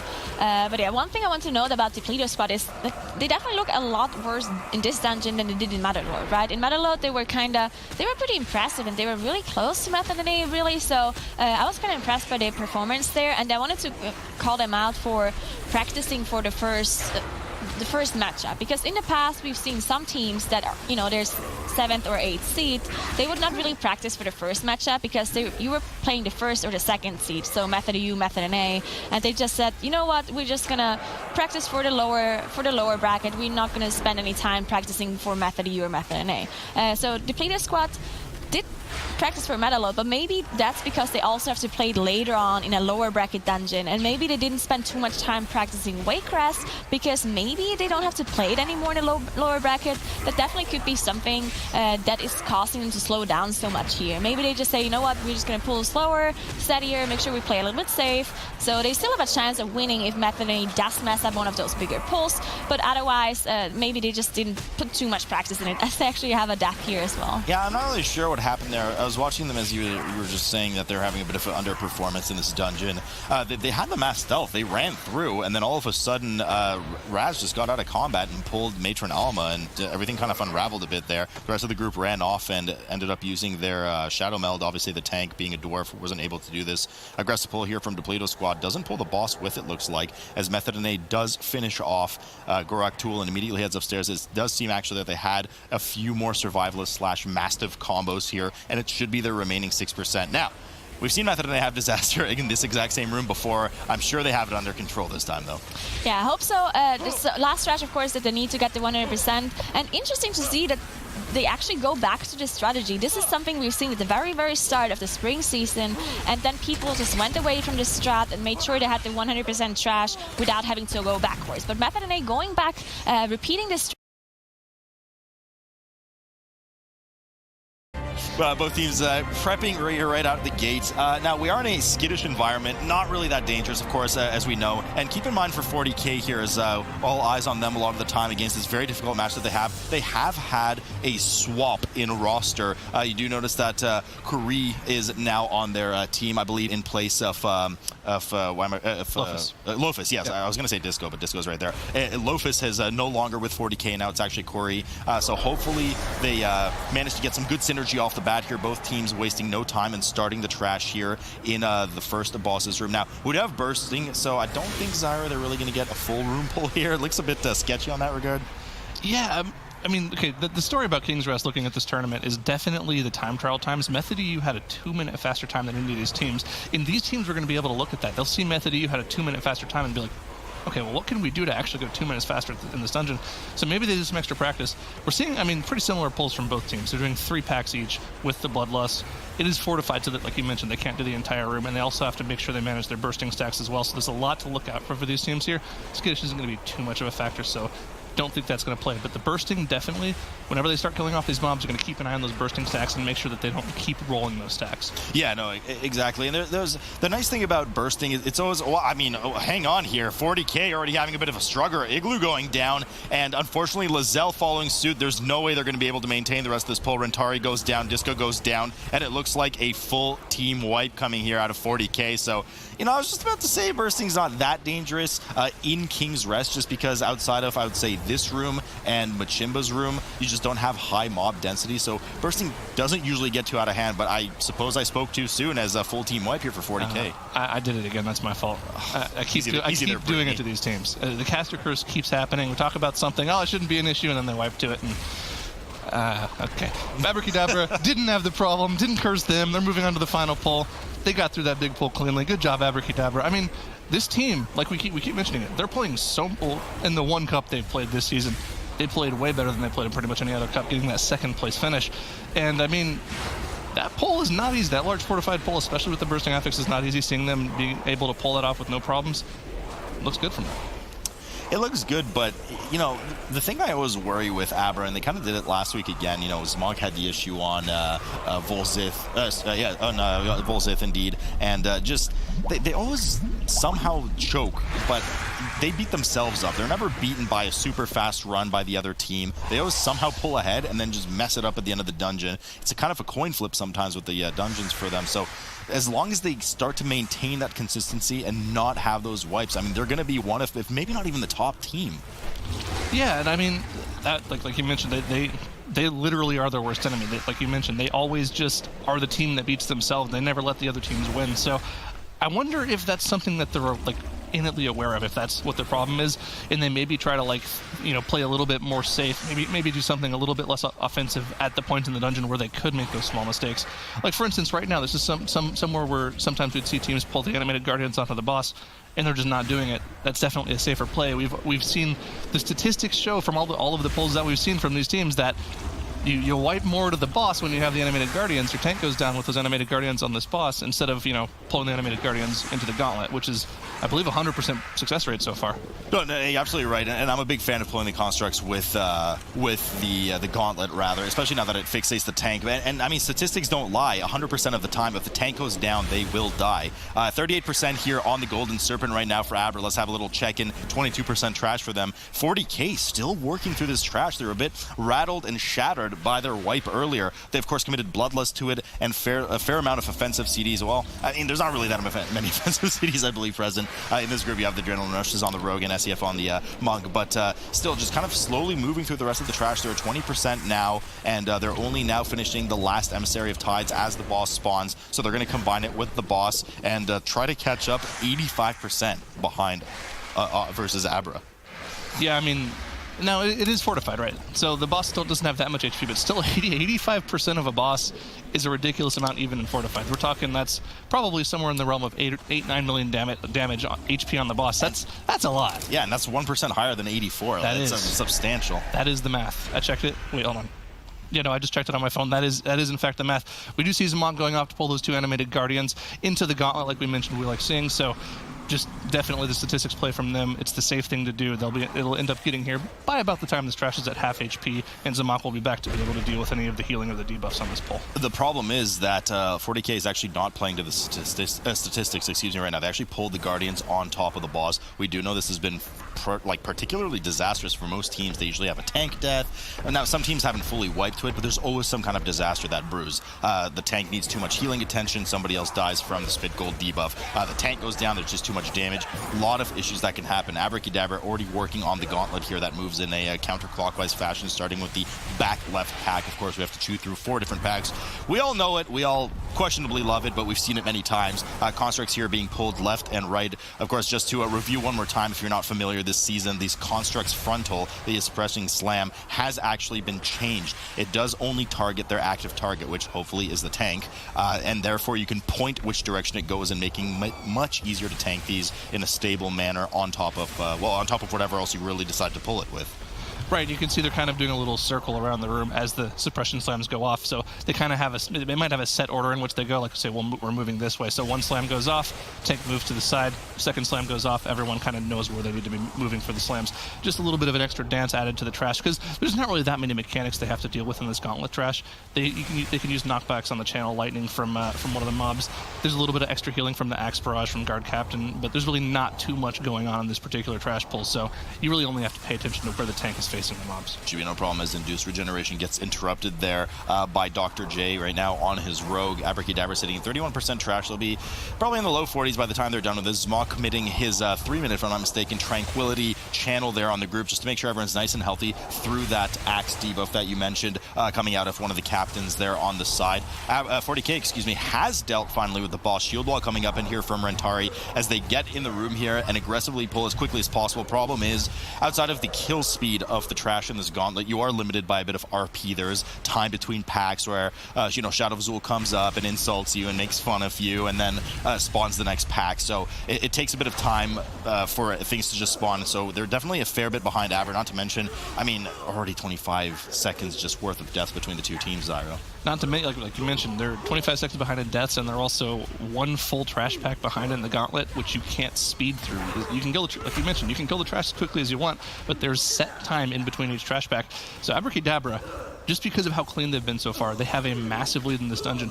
That being said, they're doing the exact same pull count, so there's no real, there's no things that 40K can do to change what they're pulling later on. Like they still have to do the exact same amount of pulls each. The one thing that I'm going to look forward to in terms of what's going to be difficult for these teams to deal with is definitely going to be all of the trash in Machimba's room, the second boss. With this bursting affix, those globules can be kind of a pain for these teams. We do refer to them as ooey gooeys here. Oh, okay. Their actual name that you see on their nameplate. What is different now, you know, in King's Rest Zyro, there's only so many ways you can go in terms of creativity. It's a very linear dungeon, and you're kind of committed, you know, versus something like Motherlode, where there's a plethora of trash that you can skip and options and routes you can take. 40K here is already slightly deviated from Abrakeydabra in that they actually pulled the extra 2 constructs on top of the Gauntlet. So they did 2 constructs with the boss successfully, and now the other 2 constructs on top of the Gauntlet, which is going to put them at Rentari right now taking a lot of damage. Let me put that on hold. He actually ends up going down. They do have the battle res though. Igloo's gonna have to get him up right away, but it's so hard to commit that global cooldown while everybody else is taking damage. Lozelle is next to go down, Windwalker down, Wolf Disco follows suit, and it looks like it's gonna be a full team wipe here. Igloo, I think, with the heads up play, immediately ran out of the room and tried to shadow meld in order to try and get the mass res off, and it looks like he will be successful in doing that. No, he won't. They caught him in the corner. He was trying to hide, and that's gonna be full team wipe here.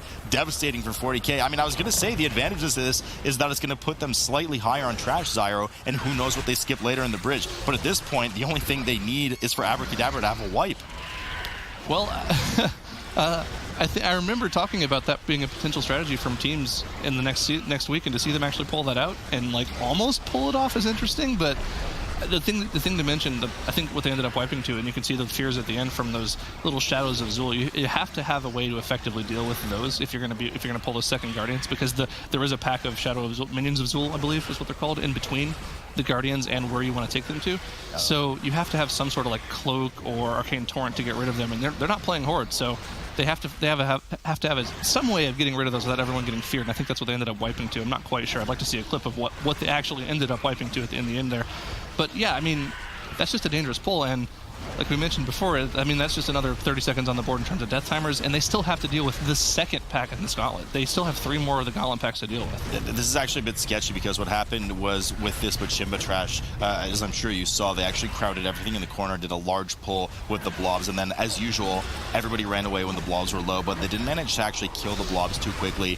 They did drop a Ring of Peace from Swag right before they ran away, but they still got a 7 to 8 stack of that bursting. Fortunately, Zmok was able to heal through it. Doesn't have the comfort of undulating tides for another 20 seconds, unfortunately for them, as 40K is now back in the Gauntlet. They had to take 1 more death on top of it, putting them to 11, so there's now a 55-second difference between these 2 teams, as Abra has pulled a rather risky pull and aggressive pull in this room, but they've managed to pull it off as all the blobs are dead, and they've combined a Machimba on top of the 2 constructs right now, so they're well on the way. The next difficulty really on this map, especially in the fortified environment, is going to be on that bridge, Zyro.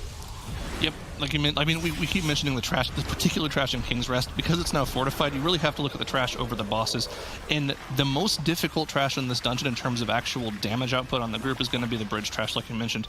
Letting those berserker bleed stacks go on the tank. If they get to 2 or 3 stacks, they're just going to go down, and you're going to have to commit a battle res. And if you don't have a battle res, it's going to be a full team wipe, or your healer's going to have to try to shadow meld off to do some sort of reset. We've seen it so many times on both the first and second trash pulls on the bridge. I mean, the teams, we see them also, like, we usually see teams committing their Bloodlust, saving their second Bloodlust purely for that trash back with the difficulty of it. And it looks like that's exactly what Abra is doing right now, as their Bloodlust stays off cooldown.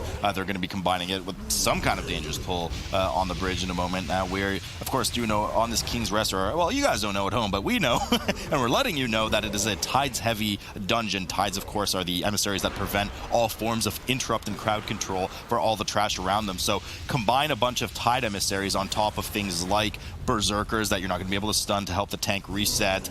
Combine them with the Spirit Bolts going off. I mean, from the Hex Priest, is just, there's a lot of danger coming up in the subsequent trash after this boss. Now, Divine Field is running Dwarf, understandably, because you do want to try and stone form some of those Berserker bleeds, but we'll see how Abra does it. So far, they've had a perfect, flawless run. Not like 40K, unfortunately, who has 11 deaths on the board. Not to mention Ashine is also running Dwarf, so he can also choose to soak some of those Berserker bleeds as well and use the stone form to get them off as well. So they do have a lot of options to get those bleeds off, and I'm sure as well if Divine Field needed to tank a 1 or 2 stack with all of his cooldowns, plus, you know, maybe an Iron Bark from Zmok as well, he would be able to. But that's kind of like a last second thing. You want to try to get rid of them instead of, you know, eat the damage to the face straight up. So we're probably going to see them pop their Bloodlust on this first pull. You see one of the rogues going off to sap the Emissary of the Tide so they don't have to deal with any of the interrupts here. And we'll just see if they're able to deal with these Berserker bleeds. They're probably going to focus the Berserker more than anything. There's actually 2 Berserkers. They pulled the pack before it, so there's actually 2 Hex Priests, 2 Berserkers, and a Witch Doctor in here. A lot of damage coming in. Already committing that Shield Wall from Divine Field. He has 2 stacks of the Berserker. They have to make sure to reset those stacks, else the triple stack will be lethal. No problem, though. Perfect CC coming in as they absolutely decimate that 5-pack of trash, which is exactly what they needed to do within the window of that Bloodlust. Finally, we have the Emissary of the Tides join the fold here. There's 1 Berserker left on the Witch Doctor. Now, Witch Doctor does drop those annoying healing totems, and it Frost Shocks a random target on the party. You can see Zmog at the beginning of this pull, a 50% health, one to the face. So, once again, Abra manages to perfectly kill this pack down, avoids any danger as 40K is now dealing with a rather massive pull in Machimba's room. And like we mentioned, it went exactly like we mentioned. Ate the 2 stack to the face with all of his cooldowns, and then he stone formed off the 1 stack afterwards, so his healer didn't have to do anything, and they could just finish off the final Berserker before it got a final stack off. That's just textbook play. They played that pack completely perfectly. Nothing could have gone better for them there. I don't really like them pulling this Brute pack, to be honest, because the Brute just takes so much time to deal with in terms of Fortified. There's so much area of denial with that smash that he does, and if you do happen to get caught by it, you're in the air for like 5 or 6 seconds, and you could get one shot if you get hit by something else too. It's just not a fun pack to deal with. It's not a fun pack, and on top of it, the area of denial with an all melee comp just takes it even longer to kill because it has so much health already. Everybody needs to constantly run out of the group. Now they're trying to coordinate some good bumps, but I mean, here go the rogues. They just have to go outside and come back in, wasting a lot of damage uptime for Abrakeydabra here. So not sure it's the most efficient pack to pull. I totally agree with you there, Zyra, but it is the one they've committed to right now, and it will put them in a decent trash percentage. You know, maybe they decided that this is kind of the less... Ooh, Swag going down. That was a bursting plus Raptor frontal combo? That was a bit of a misplay. I guess, well, so much for the perfect run, but what I wanted to say is perhaps they decided this is the lesser of 2 evils and they don't want to deal with the double Berserker later on at the end of this Gauntlet, or a Berserker Hex Priest combo at the almost penultimate pack of the Gauntlet. So it looks like they are indeed committing one of their Shrouds, one of their mass stealths, to head over into the boss room right now and get ready on that 3rd boss, while 40K did actually do everything perfectly in Machimba's room, which is quite tough to pull off, and they're working on the boss itself right now. Yeah, I mean, it looks like they're super far behind in this dungeon right now, and they really are. I mean, they're 2 full trash packs plus a boss behind right now as Abrakeydabra engages the 3rd boss. But this 3rd boss could be make or break for Abrakeydabra. If they end up wiping at any point to this boss, they have to run all the way back through the dungeon to get here, because they can't use the skip. They don't have either of the checkpoints unlocked with the teleporter in this dungeon, so they have to run all the way back through the dungeon, and that's gonna pretty much catch 40K up at this point, as long as they don't wipe to any of the trash after Machimba. So I don't think they're going to wipe on a fortified boss. I'm not trying to caster curse them because it's happened far too many times, even today. But on a fortified setting, this boss doesn't have too much that you have to deal with in terms of lethal damage, lethal one-shots. Except for the Severax, of course, which is actually taking right now in Smok. Unluckily for him, he had a 1 in 4 chance that would go on Ashine, who would be able to stone form it off as he is a dwarf. But no such luck for them. As a result, it did eat his undulating tides because, I mean, it takes for about 40% of your max HP. So he's not going to have that available again for a while, should he be re-debuffed with it. But it seems that they are able to finish her off before any other damage was done to the group. And the second boss waiting for them is Xanazel, the caster, who of course summons the totems on the side and want to kill the explosive totem ASAP, and then the Earth Shield totem on top of it. After that, we'll have Aka Ali, the final one of this 3-boss dungeon. But Abrakeydabra, no problem here. They didn't get the Severax between the teams, as Machimba falls to 25% for 40K, who's sitting at 73% trash. So they're sitting at a slightly higher percentage trash. I believe they were at 66% for Abrakeydabra when they killed Machimba. So 40K has an advantage of 6% trash on Machimba, which I'm sure they'll use to skip more of the bridge, but like... Man, they're so behind right now, Zyra. Well, what that extra trash lets them do is they skip that Hulk pack that we were saying we didn't like, because it's a massive time sink in terms of trash pulls in this dungeon. That pull pretty much takes more time than any other pull in the dungeon, purely because of the area of denial. So I like the thinking behind their strategy and pulling those 2 guardians plus the minions at the start of the dungeon, allowing them to skip that pack, but the execution just wasn't there to see if it was something that they could actually pull off, unfortunately. I was interested to see what Abrakeydabra was going to do for Xanazel, because we've seen multiple different strategies once they swapped the dungeon from tyrannical to fortified. We've seen a lot of teams opt to just completely ignore the explosive totem and use cloaks and use like karma and dampen on the them long. Just use personal cooldowns just to live through the explosion so that they could just focus on single targeting the boss instead of having to worry about the totems. But they opted to go for the safer play and just kill the totem, which makes sense because of how far ahead in the dungeon they are. Yeah, no, absolutely. A nice charge here to the side right now as the depleting backhand comes in and hits Divine Field. Fortunately, his is roughly 1 in 4 chance to parry it and not eat the debuff that makes you take 200% increased physical damage did not land, so he was able to just sit on top of the boss there and keep DPSing, and the group did not have to chase the boss around in a Benny Hill style circle. So no problem for them right now as the next barrel through comes up. Dr. J vanishes the cast at the very last second, forcing the boss to recast it. So he could style here. He could use the little teleport to jump off the edge and dodge the dodge the charge, but opting to not go for the style play, just take it to the face, let the group take damage. The boss is at 20%. They're not going to wipe. They're not going to wipe to anything at this point. There's absolutely no chance they'll wipe to any mechanic at all. No way they're going to wipe. Boss goes down for them, like we mentioned. No chance they're going to wipe there. And then for the rest of the series, you mean? Oh yeah, forever. They're done. They're never wiping ever again. Abrakeydabra 2-0ing easily for the rest of the tournament. They have 2 trash packs left to deal with before the Shadow of Zul, and then of course after that they're just the final boss in the dungeon. Final boss of the dungeon, and they still have so 16% trash on the board, as you mentioned. They'll have to get to 96%, so only 12% more, because we do know that the Shadow of Zul, as you mentioned, Zyra, gives that remaining 4%. Fourty K here sitting at 79% trash right now, and looks like they'll be skipping the majority of the bridge once they're done with this pack. They're actually cleaning up the middle of the bridge already, so it looks like they're pre-exposing themselves, and they actually commit Bloodlust here, which does make sense because it is a fortified environment, so I'm not too mad at that option right now. It's a pretty heavy pull. I mean, they're certainly not going to get it back up for King Dazar at the end of the dungeon, so that's their final Bloodlust right now, as Abra is sitting at 91% trash, and they're getting ready to pull the last 3 mobs that you see just on the right side, now top of the screen in front of you, the Hex Priest, the Beastmaster, and of course the Honored Raptor, and then after that they'll move over. But here's Disaster for 40K right now, Zyro. Yeah, Resto and both of them went down to Berserker Bleeds and residual damage in the group. That's a dangerous pull, but here's the thing. I like this. This is actually interesting. This is a fortified dungeon using your Bloodlust on a very large double or triple pull. It makes sense if you can consistently pull it off. And I mean, unfortunately, they haven't been. They didn't do it here, but I would assume based off of their time trial times that they were able to pull it off in some capacity, in order to make that their strategy, because you don't just commit to doing something like that in tournament play if you're not confident in being able to pull it off. Unfortunately, we didn't get to see it here, but should they play King's Rest later in the tournament, I'd like to see what a clean run in King's Rest would look like from them, because their strategy looks really interesting. Yeah, I honestly like their routing and their choice of which trash to kill, especially with the double construct at the beginning. I am a fan of it, but we'll have to wait for another time for 40K to show us that, as this time it did not work out for them. They have 13 deaths on the board, so not the cleanest of runs coming out of them. They're, of course, adjusting to the roster swap. Lofus has been replaced for Curry. Lofus has really retired. He didn't want to be part of the team anymore. So Rentari here going down, unfortunately. Curry going down, and Lazelle follows suit right now. So just more disaster. When it rains, it pours here, unfortunately, for 40K, as they accrue 17 deaths total right now versus Abra's 1 death that we saw earlier from Swagfist. I mean, the only thing I'm looking at right now is if Divine Field's going to die to the Shadow of Zul here. I don't want him to die. I want him to keep true to my word. No caster curse, Divine Field. If you die, I'm going to be really upset with you. Oh, I mean, keep in mind, on top of this, right, that looks like they're just safely kiting Shadow of Zul away. He wants absolutely nothing to do with that increased damage on it.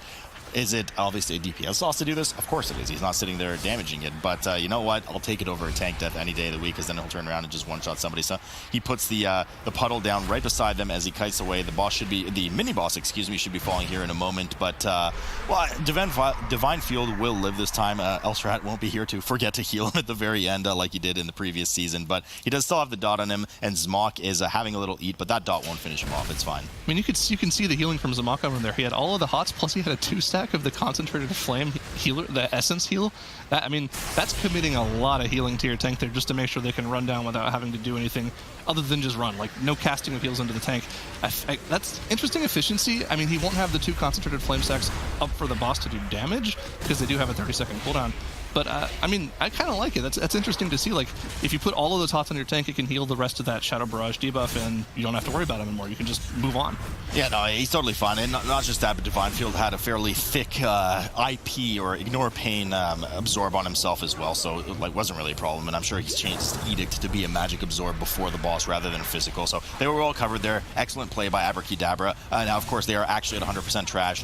Same issues we've seen in previous weeks. The 96% does not count Shadow of Zul tool. So they are done with their trash, and they'll be finishing off King Dazar here momentarily as they're about to enter the third phase of Fit, where he does mount Sala, the second Raptor, excuse me, of the phase. 40K here did have a full team wipe, and they opted to let Igloo release and run all the way back through the entirety of the dungeon to res them, because of course they did skip some of the trash with the Shroud, so they opted that this was the faster route to do. So 18 deaths now on the board for them. Not looking good here, Zyro, at all. I mean, that kind of makes sense, right? Because this isn't the end of the series. It's the first game of the series. You go down 1-0, that's fine. There's still 2 more maps you have left to play. At this point, they kind of know that they've lost this dungeon unless something, crazy happens to Abrakeydabra and they tilt off the face of the earth and wipe to this boss like 5 times.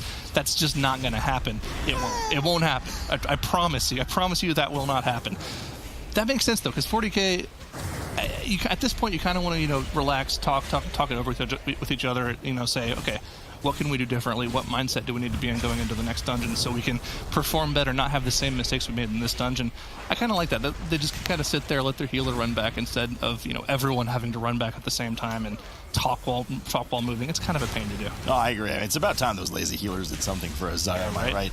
But 40K, what are you looking at, Jack? 40K here now, just 19 deaths on the board, 91% trash. They're still chewing through the dungeon. They're trying to keep it positive, as Zyro said, I'm sure, and getting ready for their next map versus Abrakeydabra, who is now at 15% on King Dazar. Not a tyrannical environment anymore, has swapped over to fortified now, so King Dazar even less threatening than he was before. Certainly not the most threatening boss in the dungeon, especially against the Prot, where really the danger just comes from his Blade Flurry on the tank. But here we go, King Dazar down. Question marks, maybe 8 to 12 question marks, something like that. That means careful. That'll get you move on it easily. And that Right. Abra, yeah, I mean, the double Unholy DK, I mean, you gotta have some kind of drop-off diminishing return when you have too much AoE damage, unless they pull around it, right? I'm not talking about the DR literally on the amount of mobs you have, but the fact that, one DK could be pumping out 500 to 700k on any given pack.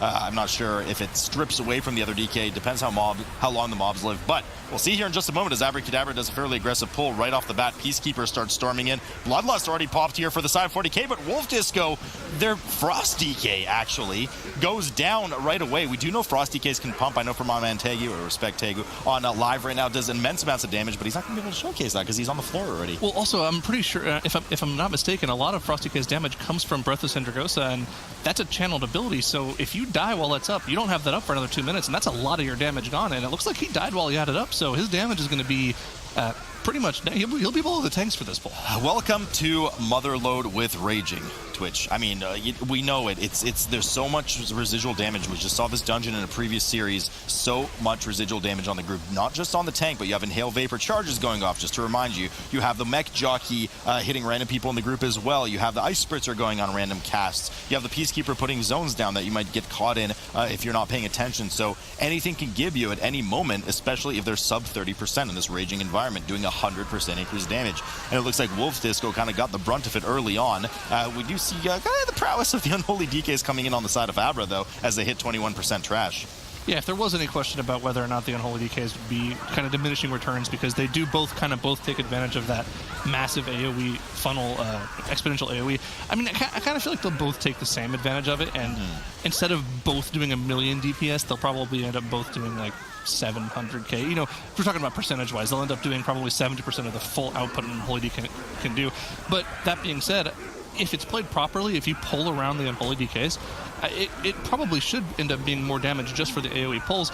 And it kind of makes sense that they're going for the Unholy DK stack as well, because we've been mentioning it for the past 2 weeks. Every single time we see Unholy DK, the problem we had with them before was their single target damage was pretty lackluster, but it doesn't seem like that's an issue anymore. It seems like they can keep up or even do better than Outlaw Rogues. No, you're absolutely right. And I do make the question, I wonder if they didn't need Shrouded for this fight, for this dungeon, if they didn't need Mass Stealth from Dr. J, would he have played a Havoc? That would have been a pretty good combo with the two Unholy. So interesting note there, but I mean, just the power of Mass Stealth we know is just too high in these dungeons. It's almost needed for a lot of the speed running. So 33% here for Abrakeydabra. They're rearing up for another pretty aggressive pull here as 40k sits at 20% and just now finishes off the rest of the pack. We do finally see some of that shining Frost DK damage coming in there from Wolf Disco, topping the meters easily, but they need to get a move on already. There are 1 death on the board. They lost a ton of time on the first mass pull because of Wolf Disco's very early death. And I want to point out, this is that exact same exact same pull that Method and Nate did earlier that I highlighted, but this pull was getting absolutely decimated by the 2 Unholy DKs. They're not going to have any issues with raging because everything's going to be dead before the important raging combos are. Want to point out right now, this is the dangerous part of the fight though. 2 Addled Thugs, one of them is still raging. This is the only point where any of them has a chance to go down. You see that charge go off on Ashline, instantly dropped to 20%. He's healed to full before the next one goes off, so they should be totally fine. That was really the only dangerous part. Everything else dying in the raging window with the Unholy DK AoE burst though, I mean, that's the power of 2 Unholy DKs. And we always talk about 1 Unholy DK, but 2 for a massive AoE pull like that, that's crazy. Imagine if you brought 5 of them. That'd be insane. They would just die before they even melee anyone. Amazing. Something to think about at home, of course. 39% here for Abrakeydabra. We do know that this dungeon, probably the most trash-rich dungeon of any of the 10 Battle for Azeroth dungeons. So a lot of front-loaded trash here. The teams, we've seen it a million times here. They get around 80-ish%, 75, 80%. Then they go on to the coin-operated crowd pummeler first boss. Then they get their high 90s% before Azeroth, and then something combines with either the third, fourth, or likely Azeroth's second boss. So it's going to be a lot of trash going on for a while between these 2 teams, and it's whoever can safely chew through it the fastest without getting those random deaths rolling out just because of the amount of residual damage. 40 K trying to hold their own here. Wolf Disco certainly pumping out a lot of damage for Frost as well. It doesn't really seem to match the prowess of Unholy for AoE. When I talk to some of the guys I know on live that play DK quite well, I asked what the advantage of Unholy over Frost in dungeons were, and they seem to be convinced that it really was just the mass AoE damage, but that Frost should be able to hold better on single target, Zyro. Oh yeah, I mean, Frost has been absolutely pumping on single target in the raid. I mean, I sometimes watch you guys farm stream, and Tegu, that first week after the DK buffs, man, he was topping meters on almost every single fight. That spec is pretty nutty right now for a lot of things. Got to be a little careful with trash on the side of 40K. Curry almost went down, procced his cheat death, and was sitting in grievous range for a long time, but fortunately didn't die. A little bit dangerous, but once again, we're going to see what the Unholy DK can do. They're pulling trash on top of the boss with Bloodlust. They've saved their Bloodlust to this point, actually. They haven't used it yet. I don't know how we didn't cover that. We just totally missed it because of what the Unholy DKs were actually doing without it. But, I mean, armies coming out, we're going to see some insane burst damage with Bloodlust while the boss has that damage amp on him. Oh yeah, Resto getting stunned there. Rentari getting quite low here on the side of 40K as well. 7%, just managing to finally get healed up with the grievous stacks going up, and we've got to keep an eye here on Abra as damage starts to ramp up. I'm a bit slightly disappointed, but I think the problem is most of the trash died before it actually reached the boss, and especially during that burst window. So the poor Unholy DKs rather, did not manage to get the burst that we would have loved them to get, but nonetheless, they are definitely doing a substantial amount of damage output on the boss. And it was kind of a safety thing too, because if they really wanted to do more damage, they could have had Dr. J not Blade Flurry and do AoE damage. He could have just focused on pure single target damage and left the AoE to the Unholy DKs. But, he was playing safe. He was making sure everything died. On the side of 40K, like we mentioned earlier, that cheat death proccing, it came back to bite him. Curry went down. They don't have a battle res for him, so he's just going to be dead for the rest of this pack. Rentari dropping incredibly low. Wolf Disco also going down. There's only 2 mobs left. Are they going to be able to finish these off with just Lazzle? That mech jockey needs to die immediately for them to have a chance here. The problem is the Addled Thug was not only enraged, but he had Inhale Vapors. That's 100% increased damage from raging, 50% increased damage from the Inhale Vapors, which is why you were just talking, and Rentari went from 100 to 8% in one hit. That thing is hitting substantially harder than pretty much any boss in this dungeon will. So, I mean, he luckily kind of tanked it to the face. They did manage to finish it off, but the problem is you had the enraged mech jockey as well, shooting all of the melee nearby for random hits, and then, I mean, they just finished off almost the entire group. So 4 deaths, fortunately, did not get the full wipe here. Abrakeydabra already killing the boss, and I'm nudging you, Zyro. Here comes the big pull. Let's see what the double Unholy gets to do here.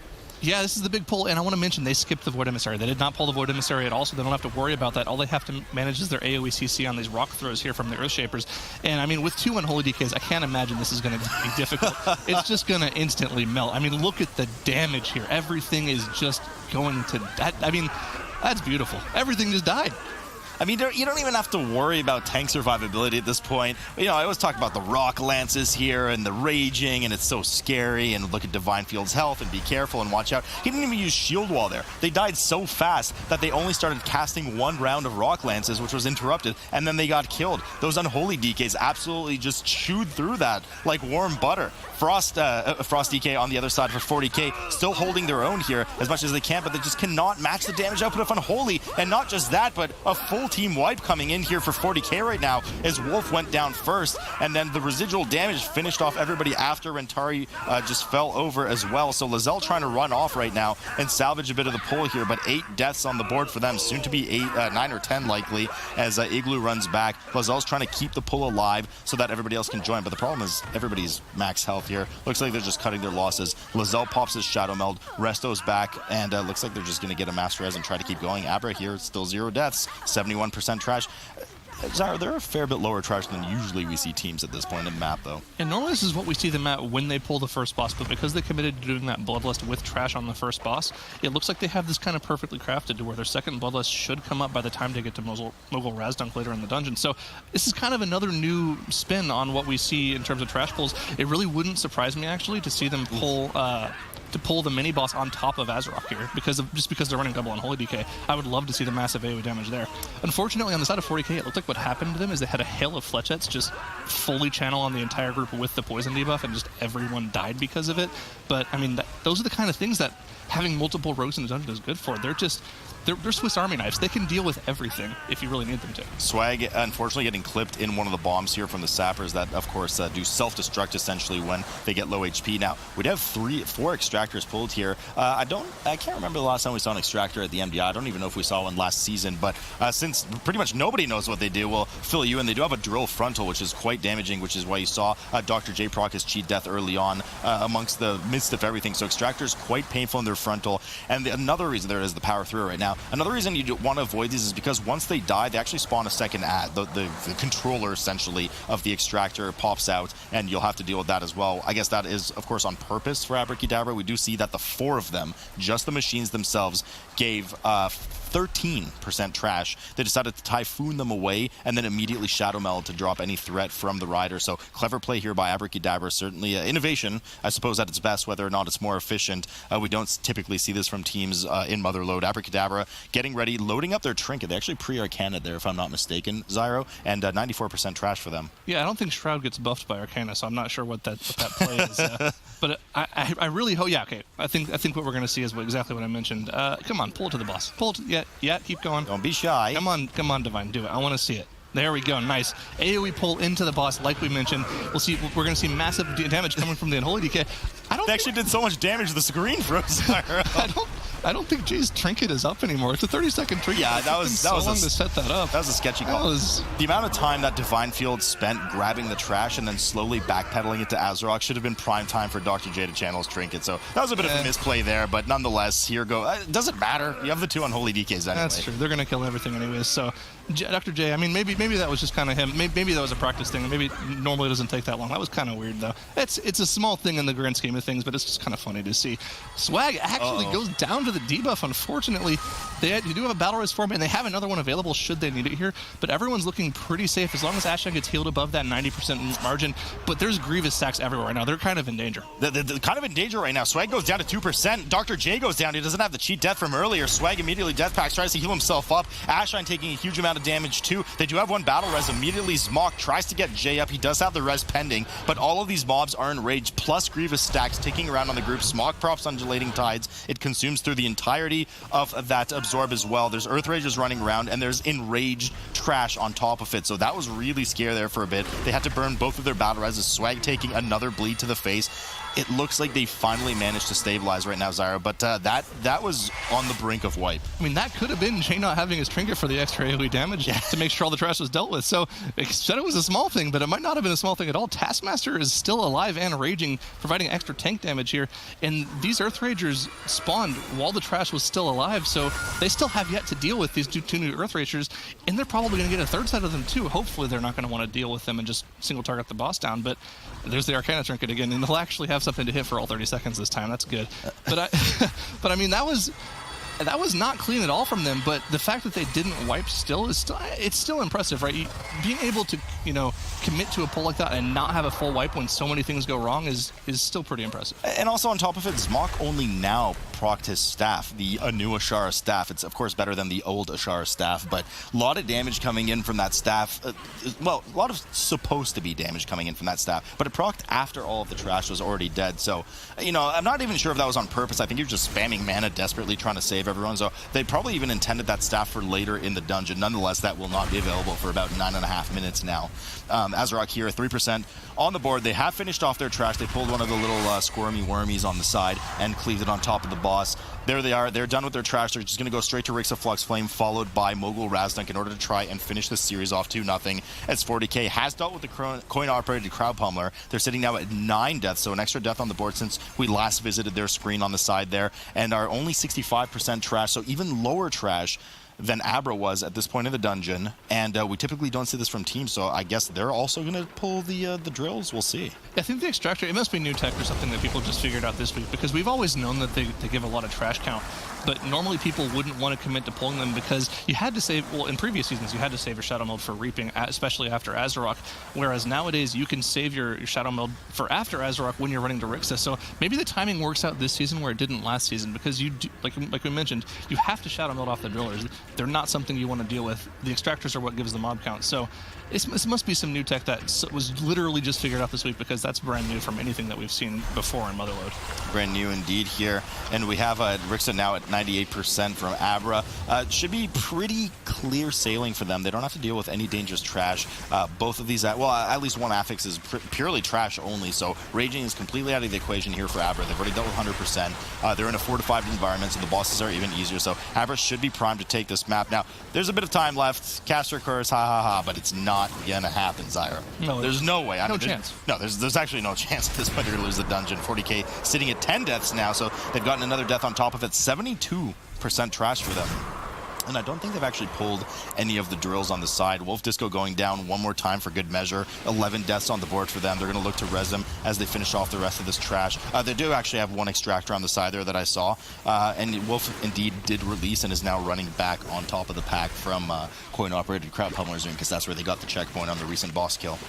Yeah, it's a little unfortunate that we couldn't fully see the extent of the Fourty K here. I mean, he did mention in the MDI Discord right before this that he only had a couple of hours of practice on this, so it must have been in those couple of hours of practice they had in this dungeon something that they thought was really good when they practiced it. So it's a little unfortunate that it didn't quite pan out in the actual dungeon play. But I'd love to see them, pull it out again later and have a good run with it, because I want to see how it can actually do, because there have been a lot of buffs in the past couple of weeks that specifically the patch that nerfed Outlaw Rogues. They buffed a lot of classes, and I think a lot more classes are going to be viable in MDI play, so it's good to see them come into play. In, like I mentioned, it's a little unfortunate that they aren't particularly playing well when they're playing them, but that has nothing to do with the class. That might be some unfamiliarities with spec and kind of being not comfortable playing it in tournament play.